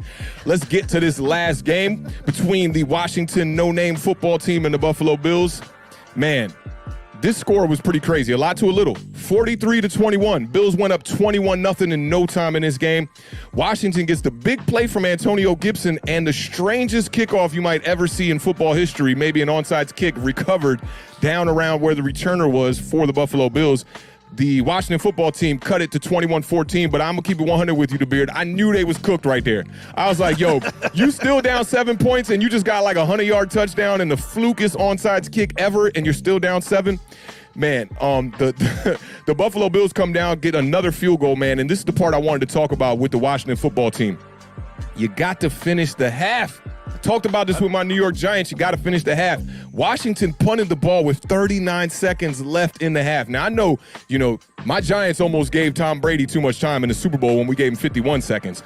They gave this man, Josh Allen, 26 seconds when he got the ball back on his own 20-yard line, and he proceeded to torch y'all. 14 yards to Stefon Diggs, 22 yards to Cole Beasley, 13 yards to Stefon Diggs, and a 48-yard field goal to end the half to put them up 27-14. Put a bow on it. Game over right there. Josh Allen looked comfortable all day in the pocket, man. Hit just one time by this supposedly great defensive front by the Washington football team. He finished 32 of 43 on the day. 32 of 43 on the day for 358 yards and four touchdowns in this game. Shout out to the homie Emmanuel Sanders, looking like a star in that number 1. Back in effect, back in the building. 5 catches for 94 yards and 2 touchdowns. That little scoop, that little ground ball scoop he had in the corner of the end zone, what a catch by my man Emmanuel Sanders. And the Bills got back to the running game just a little bit. Zach Moss definitely gave them a viable running back in this game. 13 for 60 yards, and he had 3 catches for 31 yards to top it off. He had a receiving touchdown. I'm not sure if he had a rushing touchdown. But, hey, your boy Antonio Gibson got some wheels. I will give him that because that boy was flying on that touchdown. But the beard, that's all I got for this game. Y'all lost this one in the first half. In the last 26 seconds of the half, y'all pretty much lost this one. Second half, I turned the game off. I'm going to keep 100 with you, but what else did you see? Look, let me just explain something to you guys. We are 3 weeks into this season, okay? And we're all I've cooked. been using is the red. All I've been using is the red pen. Like I feel like a teacher right now. Like this is what has happened. Like when your notes are all in red, it's not a good sign. It's not a good sign. It's you bad. know what I'm saying? Listen, it's all over the map with this Washington football team, right? Like I'm gonna try my best to. I mean, listen. I didn't think you were gonna hear me. I don't think we're overrated. You know what I'm saying? Like, I think the best word to use, if you're gonna use an over, I'm gonna say overhyped. Okay, that's overrated. I think no. I think there's a big difference between rated and hype. Oversized. Oversized. Yeah. Big shout out to the homie Kevin, the PRF, for the $5 super chat. Says the game the Washington football team defense stops the opponent from marching right down the field to open the game. I'm popping the cork like the 72 Dolphins. Hey, listen. Nugget alert. Okay. So the Washington football team, both offensively and defensively, starting the games, have been absolutely horrendous. So we're going to start with the offense on slow starts, okay? So 3 games, 3 opening drives, 0 points. Last season, the Washington football team went 16 games. That's an entire season without scoring a point on the opening drive. That's an entire season. My man. The Nugget alert is in effect. Nuggets alert. 16 games. So that's 19 regular season games without scoring a point. Like, not even just a touchdown. Yeah, a point in the first drive. 0. Like, like you are coming out the gates. Your horse done stumbled. Your I like this jockey coaching fell stance. off. You in that coaching stance. Like, I told you, I told you.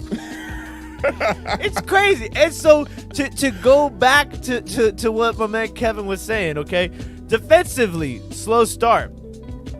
This is so crazy. I can't even. The stats are so bad that you kind of gotta read it twice to make sure you ain't tripping. You know what I'm saying? Because look, defensively, on first drives this year, okay, in the first half and in the second half, Washington has allowed 456 yards.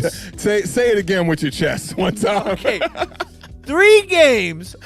So this is 6 total drives. So combined 6 drives on, first half and second half. So the first drive that your opponent has had in the first half and the second half have allowed 456 yards. That's awful. That's awful. Who's doing the pep talk before the game and after halftime for y'all? I don't know, but they need to call my man Rudy in. And bring Rudy in, bring the stool, and then hit him with the Newt Rockney. Yeah, bring out the Rock, Charles S. Dutton. Yeah. You know, bring out all the Rudy vibes. Yeah, with them hard-ass gloves. That's like that cool running clap. Oh, man. Those are the two best claps in the history of movies. Oh, yeah, for sure. And so that's the yards. But first 3 games, each team, first drive, touchdown. So it's like, what are you going to do as a team? You have to be able to do something to start the game because you're not scoring. So you're in the hole, and this is not just happening this year. This is something that's happened from last year. So you're in the hole offensively. You're in the hole defensively just to start it. You know what I'm saying? So yeah, it's. I'm trying to find. Do you do this with the Giants? Do you like? When things are really bad, do you try and find some positives? You're trying to find what the reason is, and that's why a lot of Giants fans out here blaming everybody. It was you. No, it was you. No, it's his fault. No, it's his fault, man. No, it's not his fault. It's his fault. Because I don't know where to go. Everything is wrong. Everything is messed up. I mean, the rush defense was a little bit better. You know, Devin Singletary came into this game averaging like 6 point, whatever yards it was per carry. Yeah. And they held him to like 2.1 yards per carry in this game. Okay, so that's a positive. Yeah, that's a positive for sure. Okay, offensively, who we need a 4th star. All of the offense. Who are the first 3 stars? Gibson. What'd you go get over there to try to find them stars? Gibson. You got Gibson. You got McLaurin and Thomas. Did you got Gibson's numbers? How did he finish the day? Okay, this is the problem. He only had 1 catch. You saw what he did with the 1 catch. He looked so angry yards, on that catch. 1 touchdown. Too. Why you don't give him the ball? And why don't you start passing the ball to him and get some more? Split him out. Dog, you want to talk about a big old bowl of Byers. Is it Byers or Briars? You want to talk about a big old bowl of Briars vanilla bean ice cream. Ooh, That's 2.6 though. 2.6 yards per carry, 12 carries for 31 yards. And listen, the Buffalo defense is number 2 defense in the league. Yeah, you know what I'm saying? They're playing good, man. And I think a lot of that has to do with how good the offense is moving now, too. When that offense is clicking, that defense feeds off. And I noticed when I went back and I looked at the highlights from NFL.com, up until the last play, they was trying to kill your boy Taylor Heineke. Up until on the last play, because y'all scored a touchdown, I believe, on the last play of the game. They were so upset that they allowed y'all to score. So you gotta commend a defense like that that's trying to make stops at all costs, no matter what the score is. Reputation on the line. Yeah, and it's the 3rd down situation. This is like Groundhog's Day. You know what I'm saying? And the alarm clock says 3rd down because it is just. I told Awthentik before we started the game. I said, look, we might as well call ourselves the Washington 3rd downs because it's bad. It's bad. First of all, we are absolutely last in the entire National Football League. I don't even know how many teams are in this league now. When you say that, 33? when you be like, in the entire National Football League, make it sound like it's worse. Like it's 3 leagues. That's how you got to make it sound because it's bad. It's bad. We're last offensively when it comes to converting on 3rd downs. We are only converting 26.4% of our 3rd downs. In this game, we converted 2 3rd downs. 2 for 11 is really bad. 2 for 11. It's the worst numbers I've seen in a long time. They also doubled y'all in first downs. Y'all had 13 first downs. They had 29 first downs. And now we're talking about the defense. We're going to talk about the defense. Defense. Oh, before you get into the defense real quick, the right tackle for the Bills, Darrell Williams, bro, go back and look at them. Go back and look at them highlights against Chase Young. He manhandled that man, Chase Young. Listen, Chase Young had the second most pressures on the quarterback of everybody else on the team this game. Yeah, it looked like a lot of them was coming from the outside when he would get him. And Josh Allen, me a master at that. He step up on it's nothing. It's nothing. Which Daniel's got to get better at. I want to see Daniel Jones get better at that. Like when you see the pressure coming off the edge on the right side or blind side, just knowing to step up. You can create so much more room when you step up like that. And speaking of offensive line, I got to give a big shout out to Eric Flowers because he played absolutely phenomenal. You know Giants fans going to love that. He only allowed one quarterback pressure from his position. And then the one guy who wants to get all the bread, but ain't got nothing to put on the bread, ain't got the salami, ain't got the cheese, ain't got the mayonnaise, but he want the bread, is Brandon Joseph Scherf. Balby in the building. What's up, fam? What's up, Bobby? Is Brandon Scherf. Brandon Scherf was playing horrible. Yeah, he had a horrible game. Horrible game. But Eric Flowers over here got a good game. But Brandon Scherf won all the bread. So that's my offensive line, evaluation. And then Brandon Scherf is garbage. That's the Kudos to the man. He wants Eric the max Flowers. deal.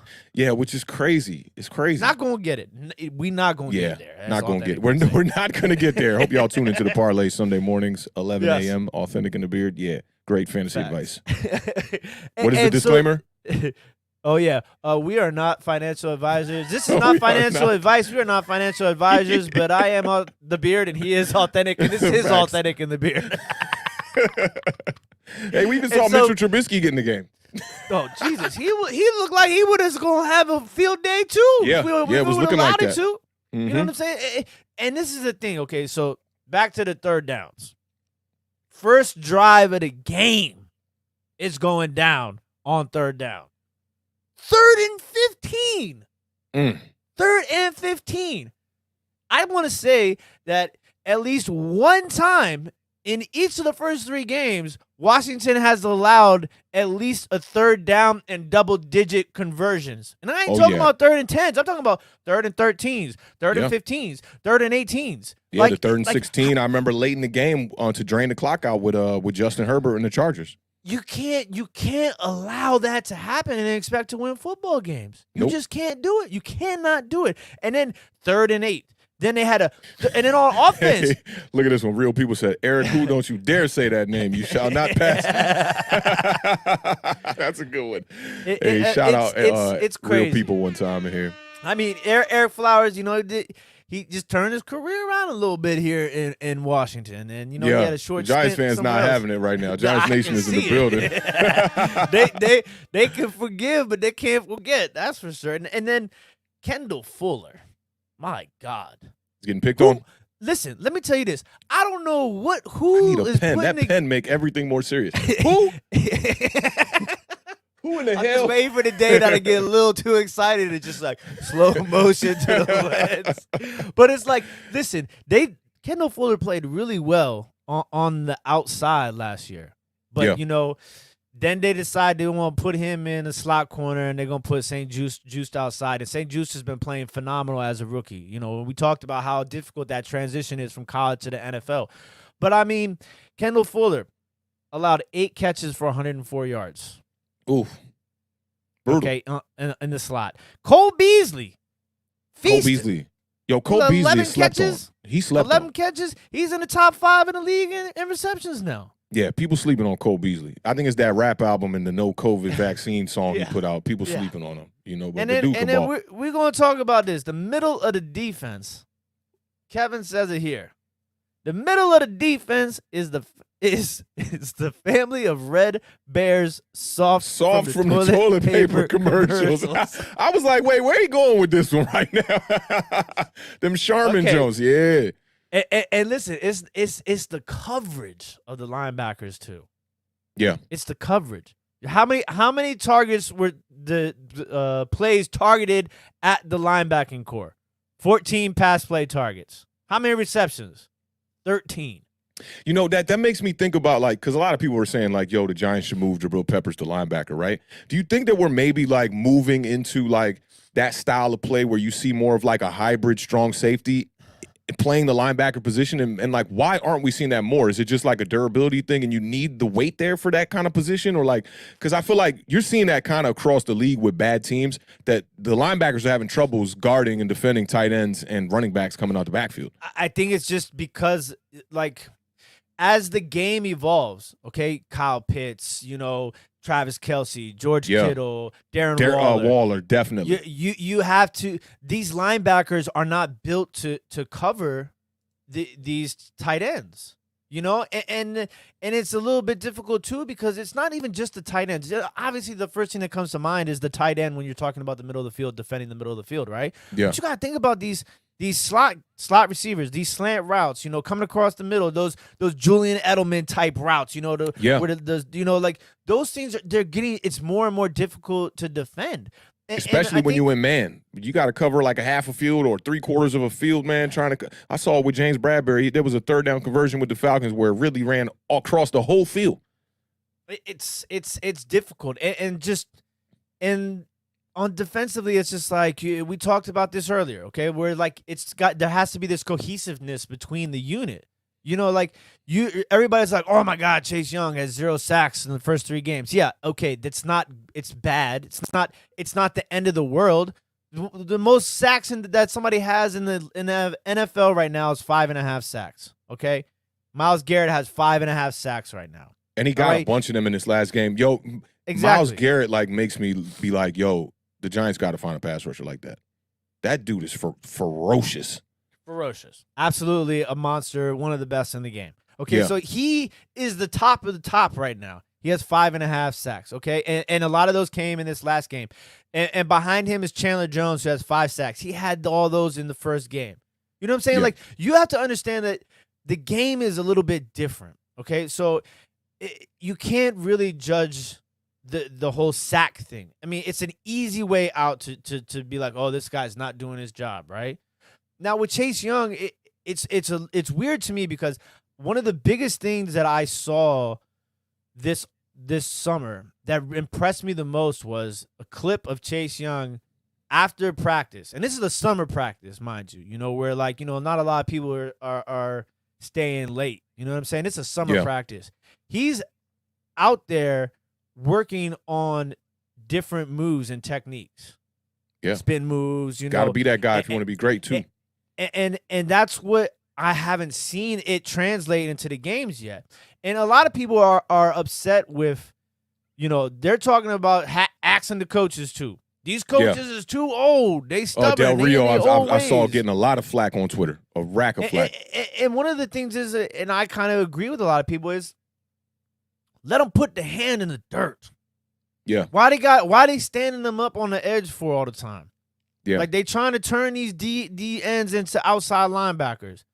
Let him putting your hand in the dirt when you're standing up, you've already lost the leverage game. Yeah. You know what I'm saying? And you're just but some defenders do feel more comfortable like that too. Exactly. So you got to take that into consideration. What they're more comfortable with. It does go on a person by person basis for sure. But Chase Young has been proven to be very successful. Who did y'all play week 1? Week 1? Yeah. Play the Chargers. Week 1 was Chargers. Week 2 was the Giants, and now week 3. So I mean, you guys. The other thing about the sacks there is you're facing quarterbacks that are really good, and then in Daniel Jones, you're looking at a quarterback who's the focus is to get the ball out quick. So maybe when you start playing some worse quarterbacks, you'll see Chase Young's numbers kind of jump up a little bit there. And last year, man, everybody in the NFC East faced a lot of backup quarterbacks. I always talk about that with our defense, man. Our defense, a little bit overrated because we face so many backup quarterbacks within the division and outside the division with the Bengals and a few other teams. And then you got Mitchell Trubisky's and those kind of guys that we face too. So, I mean, a lot of it is matchup based too. And we talked about that before the season started, that we shouldn't expect the same exact performance from the Washington football team this year because the schedule was more difficult. Yeah. And look, the other thing is too is okay, the end of the first half was just like that killed me. It killed me because we were down 21-14. 5 minutes and 27 seconds left in the first half. The half ends 27-14. They had 2 possessions. Yeah. After we had cut it down to 7, being down 21-0. The one good thing was y'all got y'all first red zone stop of the game on a field goal to make it 24. Yeah. Because they could have ran it up on y'all heavy. If they scored a touchdown right there, it was wrap already, but it would have been wrap even worse. Already, but it's just it kills you because you see once again, you see an opportunity. Yeah. You've been given an opportunity. You have earned an opportunity by a few really good plays, a la Antonio Gibson, a la the kickoff recovery. And what do you do with it? Nothing. You do nothing with it. Yeah, I And mean, you can't forget about what the offense did to put your defense in a terrible position throughout that whole first half. I mean, Yeah. the points off turnovers were ridiculous. You had the Logan Thomas fumble. Don't forget about that. They scored 7 off that. You had the second quarter interception from Heineke where he was targeting McLaurin on a comeback route where he completely didn't even see the safety coming in or the cornerback or whoever that was. He literally tried to lollipop it to him because he thought he was so wide open. Homie gets the interception there, and the Bills score 7 off that one.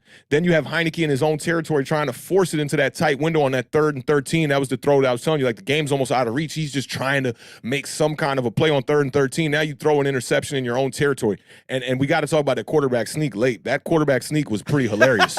Like, for one, they made the right call on 3rd down. I thought Heineke, when I watched it live, I thought Heineke, he ran on 3rd and 5, he ran for it. And I thought he had the first down when I saw it live, but then I went back and slow-moed it. They definitely got the call around the field. They go to 4th and 1. Taylor Heineke tries to do a quarterback sneak, and, bro, he's looking like a kid out there. He literally look like, why would you run a quarterback sneak with a guy that's like, I don't know what he's built. He looks like he's like 5'10". He looks really small there. And they pushed him back 5. Y'all lost 5 yards on a quarterback sneak. I haven't seen that. I saw your tweet. I had to because I'm like, what happened here? How do you lose 5 yards on a quarterback sneak? Quarterback's supposed to just go down into that pile and try to just get that. It was 4th and inches, man. So yeah, it was a lot of mistakes on the offensive side. It was a side horribly executed play. Like, just everything about that play was horrible. And then Kevin talks about the 3rd quarter. The Bills had it for the whole quarter on one drive. The Bills killed on time of possession. Killed it. Yeah. And not even just time of possession, but the amount of plays. 77 plays the Buffalo Bills ran to the Washington's 50. Yeah, and we know that's not going to get it done. And look, we know Bostic is terrible, and I totally understand this. It's you have to. There is some stubbornness in this coaching staff, 100%. And I think what it is it's just like the inability, like we talked about, like why we gotta wait till the end of the game to make adjustments. If you see some, and they finally took Bostic out, but by the time they took Bostic out, it was over. Yeah. Like, you got to learn how this, how coaches, they run the hot hand with the running back, right? Why not run the hot hand with your defender? Stuff like that. Like where is, saying if your guy is shutting somebody down, don't take him out the game and put somebody else in to cover him and let them get cooked. It just doesn't make sense. You gotta put the right people in the right places at the right times. That's how what I felt you're paid about to do as a Williams, coach, bro. I'm like, yeah. That was y'all plan when the game's on the line. Y'all gonna put a guy in who really ain't even playing the first 2 games. Just got here. You just gonna throw him out there? He had a penalty in the first half. Like, what are we doing? Hey, go get him. Go get him. Yeah, this is your time. Come on, bro. This ain't a movie, Like, cuz. we're This not ain't a movie. We're not out here running experiments. This is the NFL. This is the NFC East. We trying to win a division. We're trying to win a division. Y'all done got it all twisted up. And then Kevin, you have any clue why they don't call Heineke out? He's small and seems why to they work don't roll better him in out? space. Oh, why they don't roll him out? Look, Yeah. I'm ready to talk anti-Heineke. We're gonna call him out. Heineke played awful. It's like, nah, that is a good question because they don't roll him out. But oh my God, late in the game, did you see when he rolled out to the right and tried to run it into the end zone and he got smacked? It looked like Kyle Allen all over again, man. That boy better slide, man, or y'all gonna be on a backup quarterback situation and that will really, really derail y'all season, man. Yeah,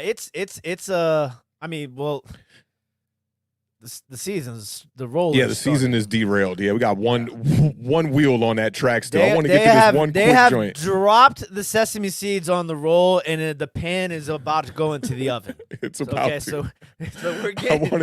I want to respond to this one real quick. This comment from Joe Arias where he says, "I saw Judge pat Ingram on the helmet and tell him it was okay after his second drop. Judge is fake." Yo, man, Evan Ingram. I felt bad for him as a person, and I kind of understand why Joe Judge is doing this. They muted the broadcast, bro, like on TV so that you couldn't hear the boos. The whole stadium, I saw a video from somebody in the stadium. The whole stadium was booing that man, dog, when he was coming off the field. Or when he fumbled it coming off, they booed him. When they came out the game after that, they cheered. They cheered. Could you imagine? And the camera panned to him, bro. He looked like he wanted to drop tears, man. So, like, as a human, I felt bad for him. But, it's warranted because he's been playing awful, man. He's been playing awful, and it kind of reminded me of the Daniel Jones fumble early on against the Broncos too, where he was running the ball or whatever. It's like, you just getting out there, bro. We're hoping for big things, and then you fumble. Many Giants fans were talking about that. We had a tight end fumble today. We had yeah, a tight Logan end fumble Thomas. too. fighting, trying to do extra stuff. And I hate those fumbles because as a former player and a world-class tight end and as a fan, like, you love to see the guy fight for the extra yards, right? You do. Inside. Yeah. But in your head, you're like, bruh, that only bad things happen at that point. Unless you're like Marshawn Lynch. There you go. Unless you are in absolute full beast mode. Right. You got to go down. What y'all know about Alter Beast? Y'all don't know about no Power Up. Y'all too young for that. Only my OGs know about that one. And Taylor Heineke. Yeah, what you got on Taylor Heineke? Okay. Listen, the guy this is his first road game. I don't have nothing against Taylor Heineke, okay? I got something against the people that think Taylor Heineke is a second coming of Jesus. Because I can't with them with that. Because it's like, it's just they're part of the problem. Yes, sir. Sega. They're part of the problem because they've gotten to this point where they're putting him on this pedestal, and you're setting him up for failure. Because the reality is the dude has not played a lot of football. This is his first ever road game. Yeah. Your first ever road game, and you go to Buffalo, Bills Mafia. They ain't been in a stadium in a year and a half. What you think's gonna happen? You know what I'm saying? Like, I called a blowout in that game too. You did. I mean, I called listen. I wasn't even invested in my pick. I didn't even think it was going to be as bad of a game as it was. I wasn't one of these guys who was, sitting here like, Washington has a real shot at winning this game. No, like Nick Wright. Nick Wright said, "I guarantee you, Washington goes out here and beats Buffalo." Listen, we're not talking. Nick Wright has lost his job. He is the worst. He's talking bad about now. basketball. He was so good when he was with Chris Carter in the morning. He was so good, and then he started getting a little fame. I'm sure that bag got bigger, and man, you know what they say: when you get that bag, you become more the person that you really are. And this is the thing. Okay, for his first home game against that team, Heineke was okay, 100%, right? Yeah. But this ain't about being okay. Like, you could be okay if you're a first-round draft pick. If this is, but Heineke is not a first-round draft pick. Y'all got to remember, Heineke ain't no young buck. He old. He just ain't playing football because he's been in the XFL. He's been taking accounting classes. He's been hurt. I'm curious to know who the starter was over him when he was in the XFL. We need to go get that guy. Maybe that guy. But look, this is the thing: is Heineke's arm strength is an issue. He's still struggling on making the right. I don't want to be one of those people that says he's not making the right reads, but he's missing open people.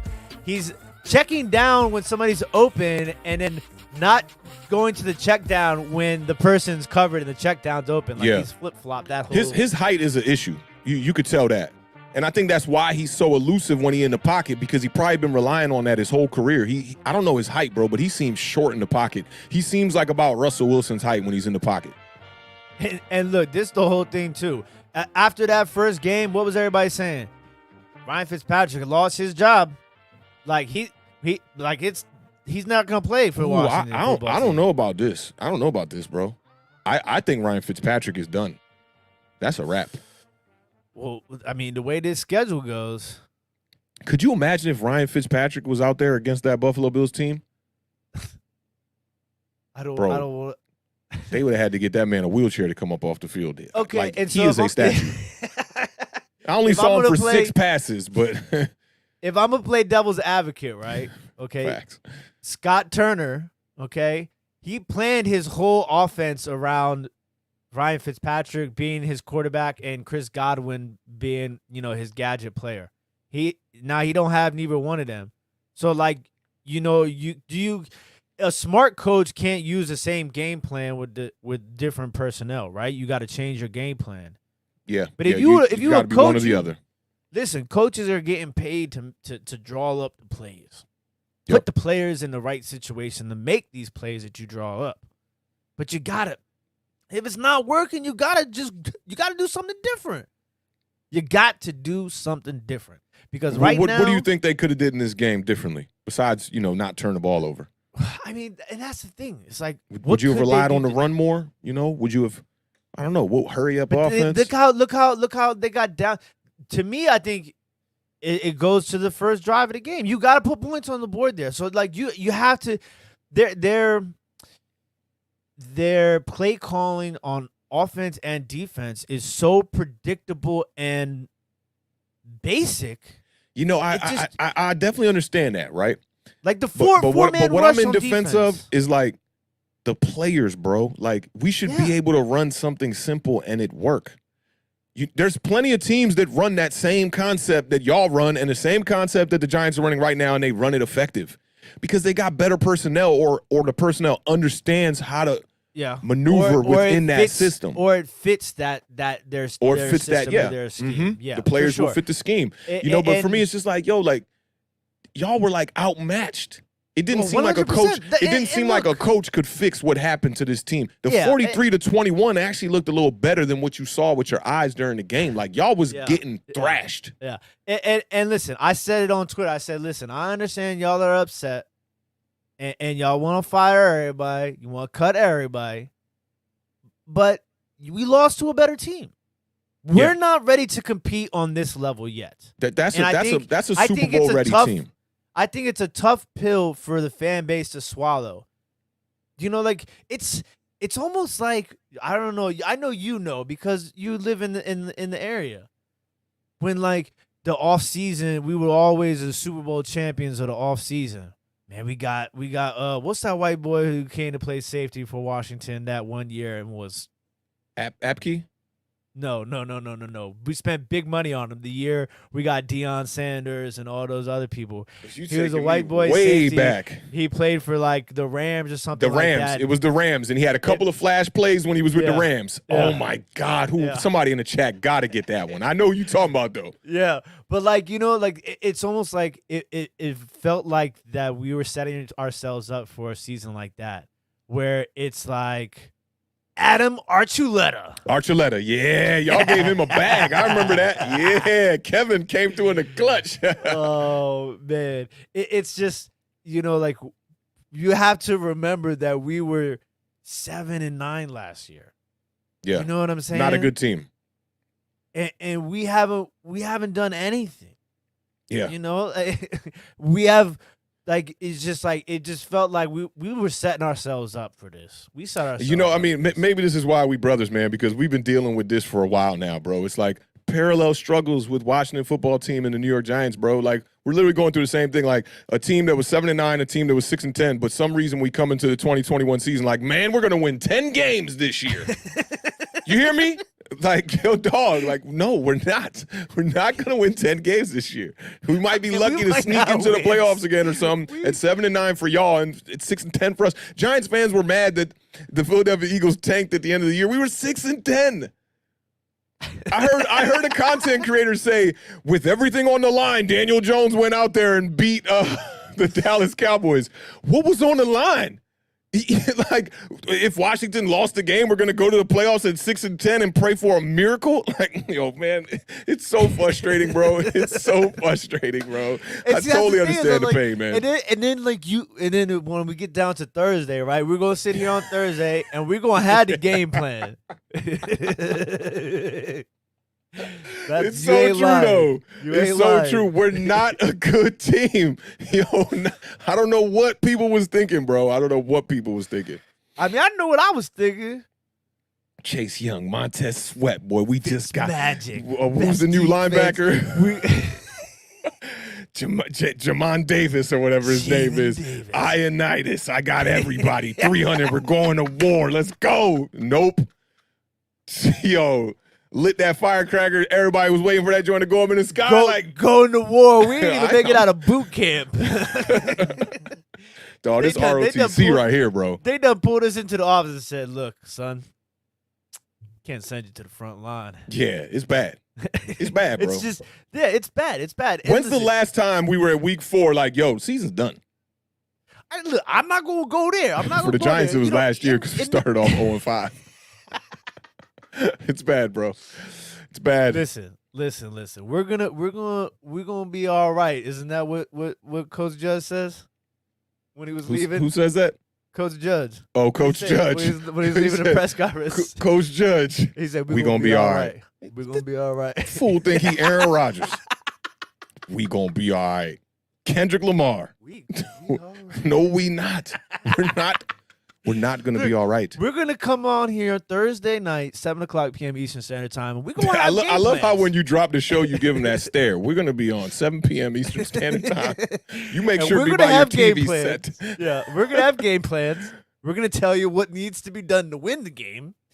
And then they're going to go out and do the complete opposite and lose the game. We'll be back here next Tuesday. Yeah. 0-4, 1-3. If you guys didn't play us week 2, y'all be on 4-2. Absolutely. Yeah, man, this is frustrating, bro. This is going to be a bad. Listen, this is good. It's good, but it's bad. You know, it's bad for business, but it's good for business because we're going to be battling it out. Yeah. This is why I didn't buy those tickets for week 18. I was like, I'm going to wait till that gets a little bit closer, man. I know all the content creators are meeting up. Now I'm hearing people like, I'm selling these tickets, man. Screw the Giants. Nah. Yeah. I'm going to wait till that bargain go down to about $28 for a seat in the 100 section. Then I might pull up.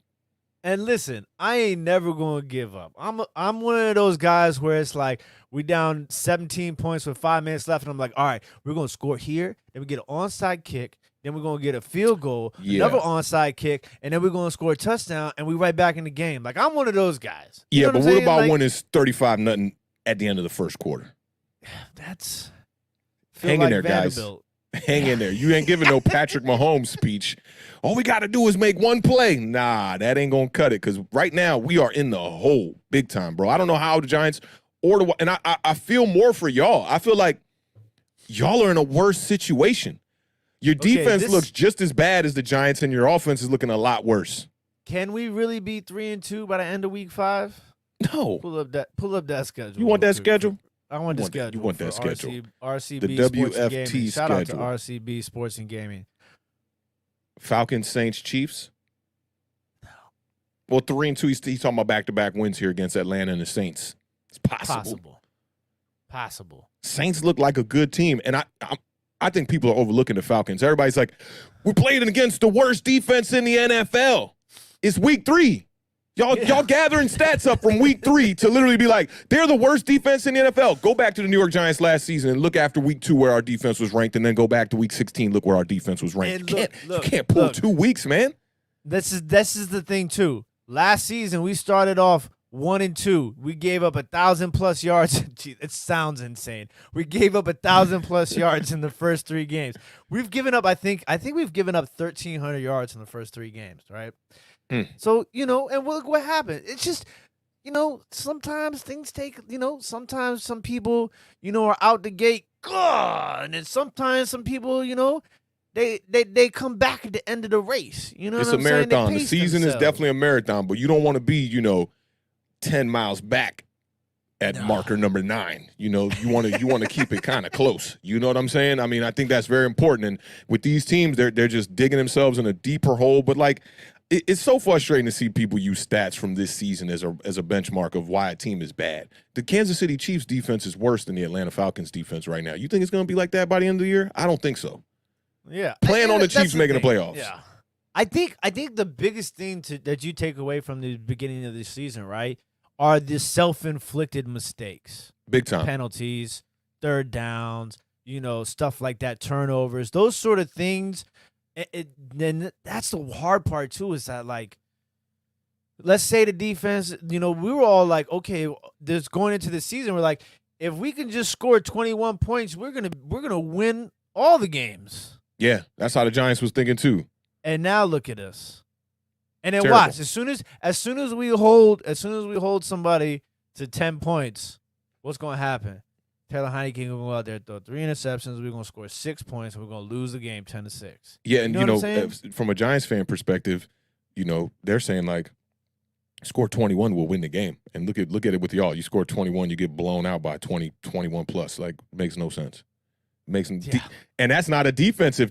It's not really a fault of the defense, really, in this case, because y'all just kept turning the ball over on your own side of the field. I mean, and there's one One of those interceptions was like, ugh. Oh, that's the lollipop one. It was like, that looked like me out there throwing that thing. Like, oh, he open. Then you get the snag interception. It's like, dog. The 3rd and 13 one, I kind of understand it. Like, he forced the ball in the tight window. He's just trying to squeeze it in there for a first down. Nah, you can't do that in the NFL, brother. Can't do that in the NFL. Oh, man. Oh, yeah. Week 4 predictions. Make sure you guys check me out tomorrow night. I will be on the Warpath YouTube channel, chopping it up with my homie Corey. We're going to start a little early dive into the Atlanta and Washington game.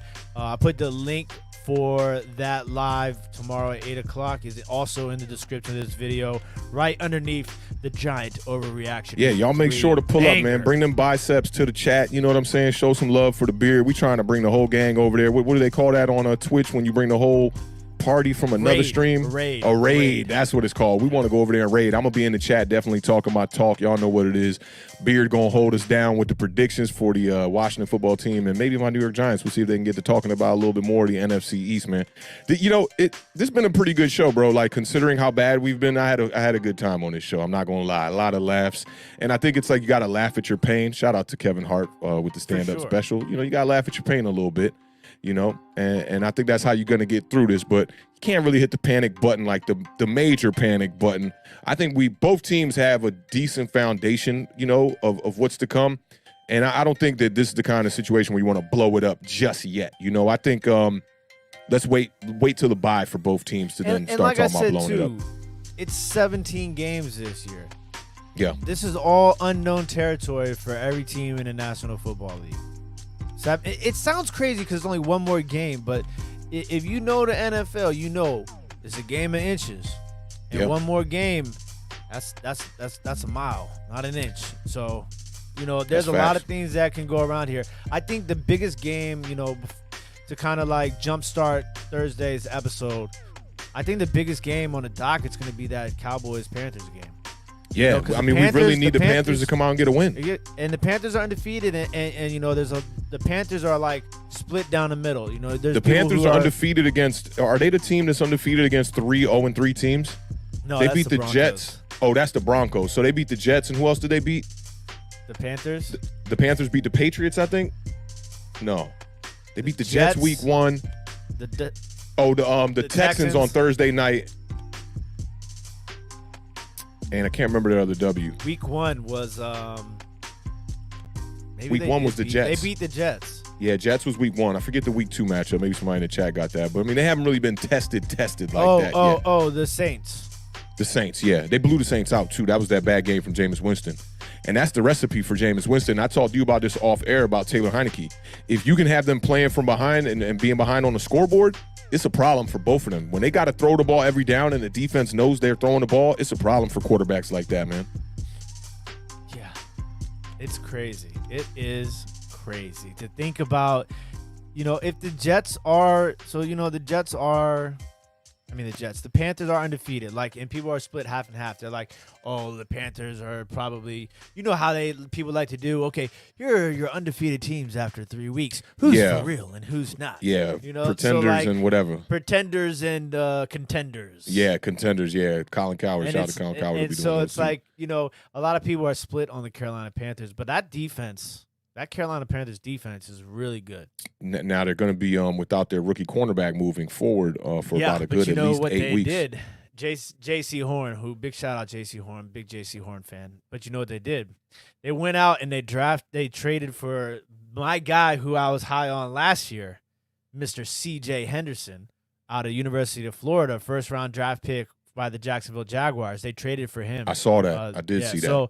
So I think that, and to me, that shows a lot about. Oh, we trying to win now. Yeah, we're here. We in it to win it. You know what I'm saying? Like, that to me is like, yo, we lost a starter. We're not going to go just try and, grab a guy off the street. We're going to trade. And you know what they did too? They traded their tight end who had like a touchdown, this weekend. And because they drafted another guy, Tremble, out of Notre Dame. who looks Notre really Dame. good and also had a touchdown last game, and they love his versatility. So they're like, all right, we can get rid of the other tight end, and then we'll bring in a DB. So it's like, to me, that's just like, that's the management, the sort of, like, you're just not seeing a lot of that in the NFL. I kind of like that whole vibe. And they're following their identity, which they know that identity right now is that defense. They got to keep that defense strong, and they can do other things. Even with CMC looking to be out for about a couple of weeks. They drafted so well. That draft, I said the Denver Broncos and the Carolina Panthers to me were two of the. And I was a fan of the Jets just because I thought they were trying to put together a nice core with Elijah Moore, Michael Carter, and Zach Wilson. But I loved what the Broncos did by drafting, Patrick Surtain, who's playing really well, and then they got Javonte Williams, the running back, and I thought that those were two solid draft picks. Yeah, and solid. then Carolina, both immediate impact guys too. Exactly. And in Carolina, the same sort of thing. Terrace Marshall Jr. He's making plays out the gate at wide receiver. You know what I'm saying? Then they drafted, J.C. Horn, who was playing phenomenal, but went down with the injury. And then they drafted Chuba Hubbard because they knew that they needed another running back. Oh yeah, you guys signed Wes Martin. I saw that. Who signed him? The Giants? Giants did, yeah. Really? Ex-guard from the Washington football team. Ugh. And then yeah. And then oh man. Yeah, go watch some Wes Martin. Go. Here you go. There's your scouting report. Shout out Wes Martin, just acquired by our New York Giants. Giants Nation in the building one time. As long as you got that blue on, we got to root for you. Yeah, and then the other name I just want to throw out because we've been giving you guys nuggets and names and picks. You guys haven't been tuning in to the parlay every Sunday morning at 11 o'clock a.m. Eastern Standard Time here on Authentic and the Beard. My man, Asante Samuel Jr., who I said, keep your eye on for a defensive rookie of the year, had another huge interception. You saw that interception he made in the Chiefs game on that tipped pass? I didn't see it. Man, nope. It was crazy. Crazy dope interception. So shout out to him. He's making plays over there at the Chargers, man. Who is this Wes Martin? That's funny, yo. Oh, this is a good one. Let's check this one out before we get off air. The difference in the Washington football team and Giants is only the Giants are close to blowing it up. Washington football team got the running excuse as we have no QB. Big facts. Big facts. Yeah. Big facts. Big facts. And Yuri to says some people, Ojulari's going to win that it. defensive rookie of the year. Yeah, 3 sacks on pace for 17. Won't happen. What did I say that was? Only the fifth player since 2000 to do that? Yeah, 1 in each of the first 3. Yeah. And first person ever for the Giants. Yeah.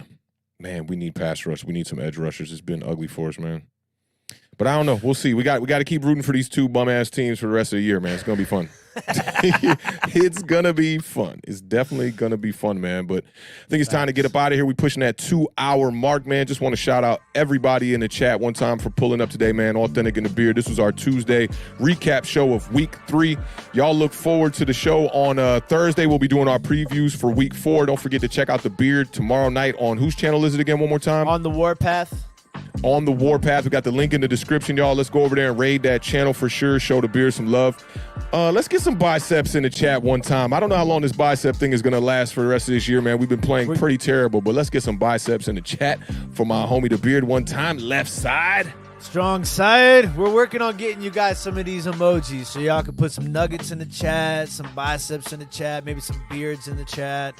Facts, man. We appreciate y'all pulling up. Appreciate that, Calvin, man. Definitely, man. Glad to see you in the building one time. For those of y'all that are not subbed up to the channel, go ahead and hit that little subscribe button at the bottom if you want to get the bell notifications and get annoyed by Authentic in the Beard every time we go live, and then hit that bell button, man. Do what you do. We're not forcing you to do nothing. And those of you that are already subscribed, you already did what you had to do, so we ain't got to say nothing about that. Beard, any last words before we get up out of here? Nah, man. I'm just, listen, don't give up hope. Hold on to your red pens. You might need it for the rest of the season. But don't give up hope. It's a 17-game season. It's the NFC East. Don't let bad games kill your season. Enjoy the football. I know it's difficult when in times like this, but try not to give up. Enjoy football because, we almost had a whole year without it last year. We got lucky and we had it. So enjoy the game, It's Shout tough. out to the homie, Kalen. Let's see if we can get that one time. Bong, Boom. bumped into Daniel Jones.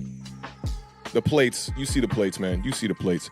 Kalen Dragon. That's awesome, though, man. Glad you got to meet Daniel Jones, man. I'm Awthentik, man. That's my brother, The Beard, one time. Y'all make sure to pull up tomorrow on that stream, and also we will see y'all on Thursday, man. Y'all be good out there, man. Be safe, y'all. Peace. Peace.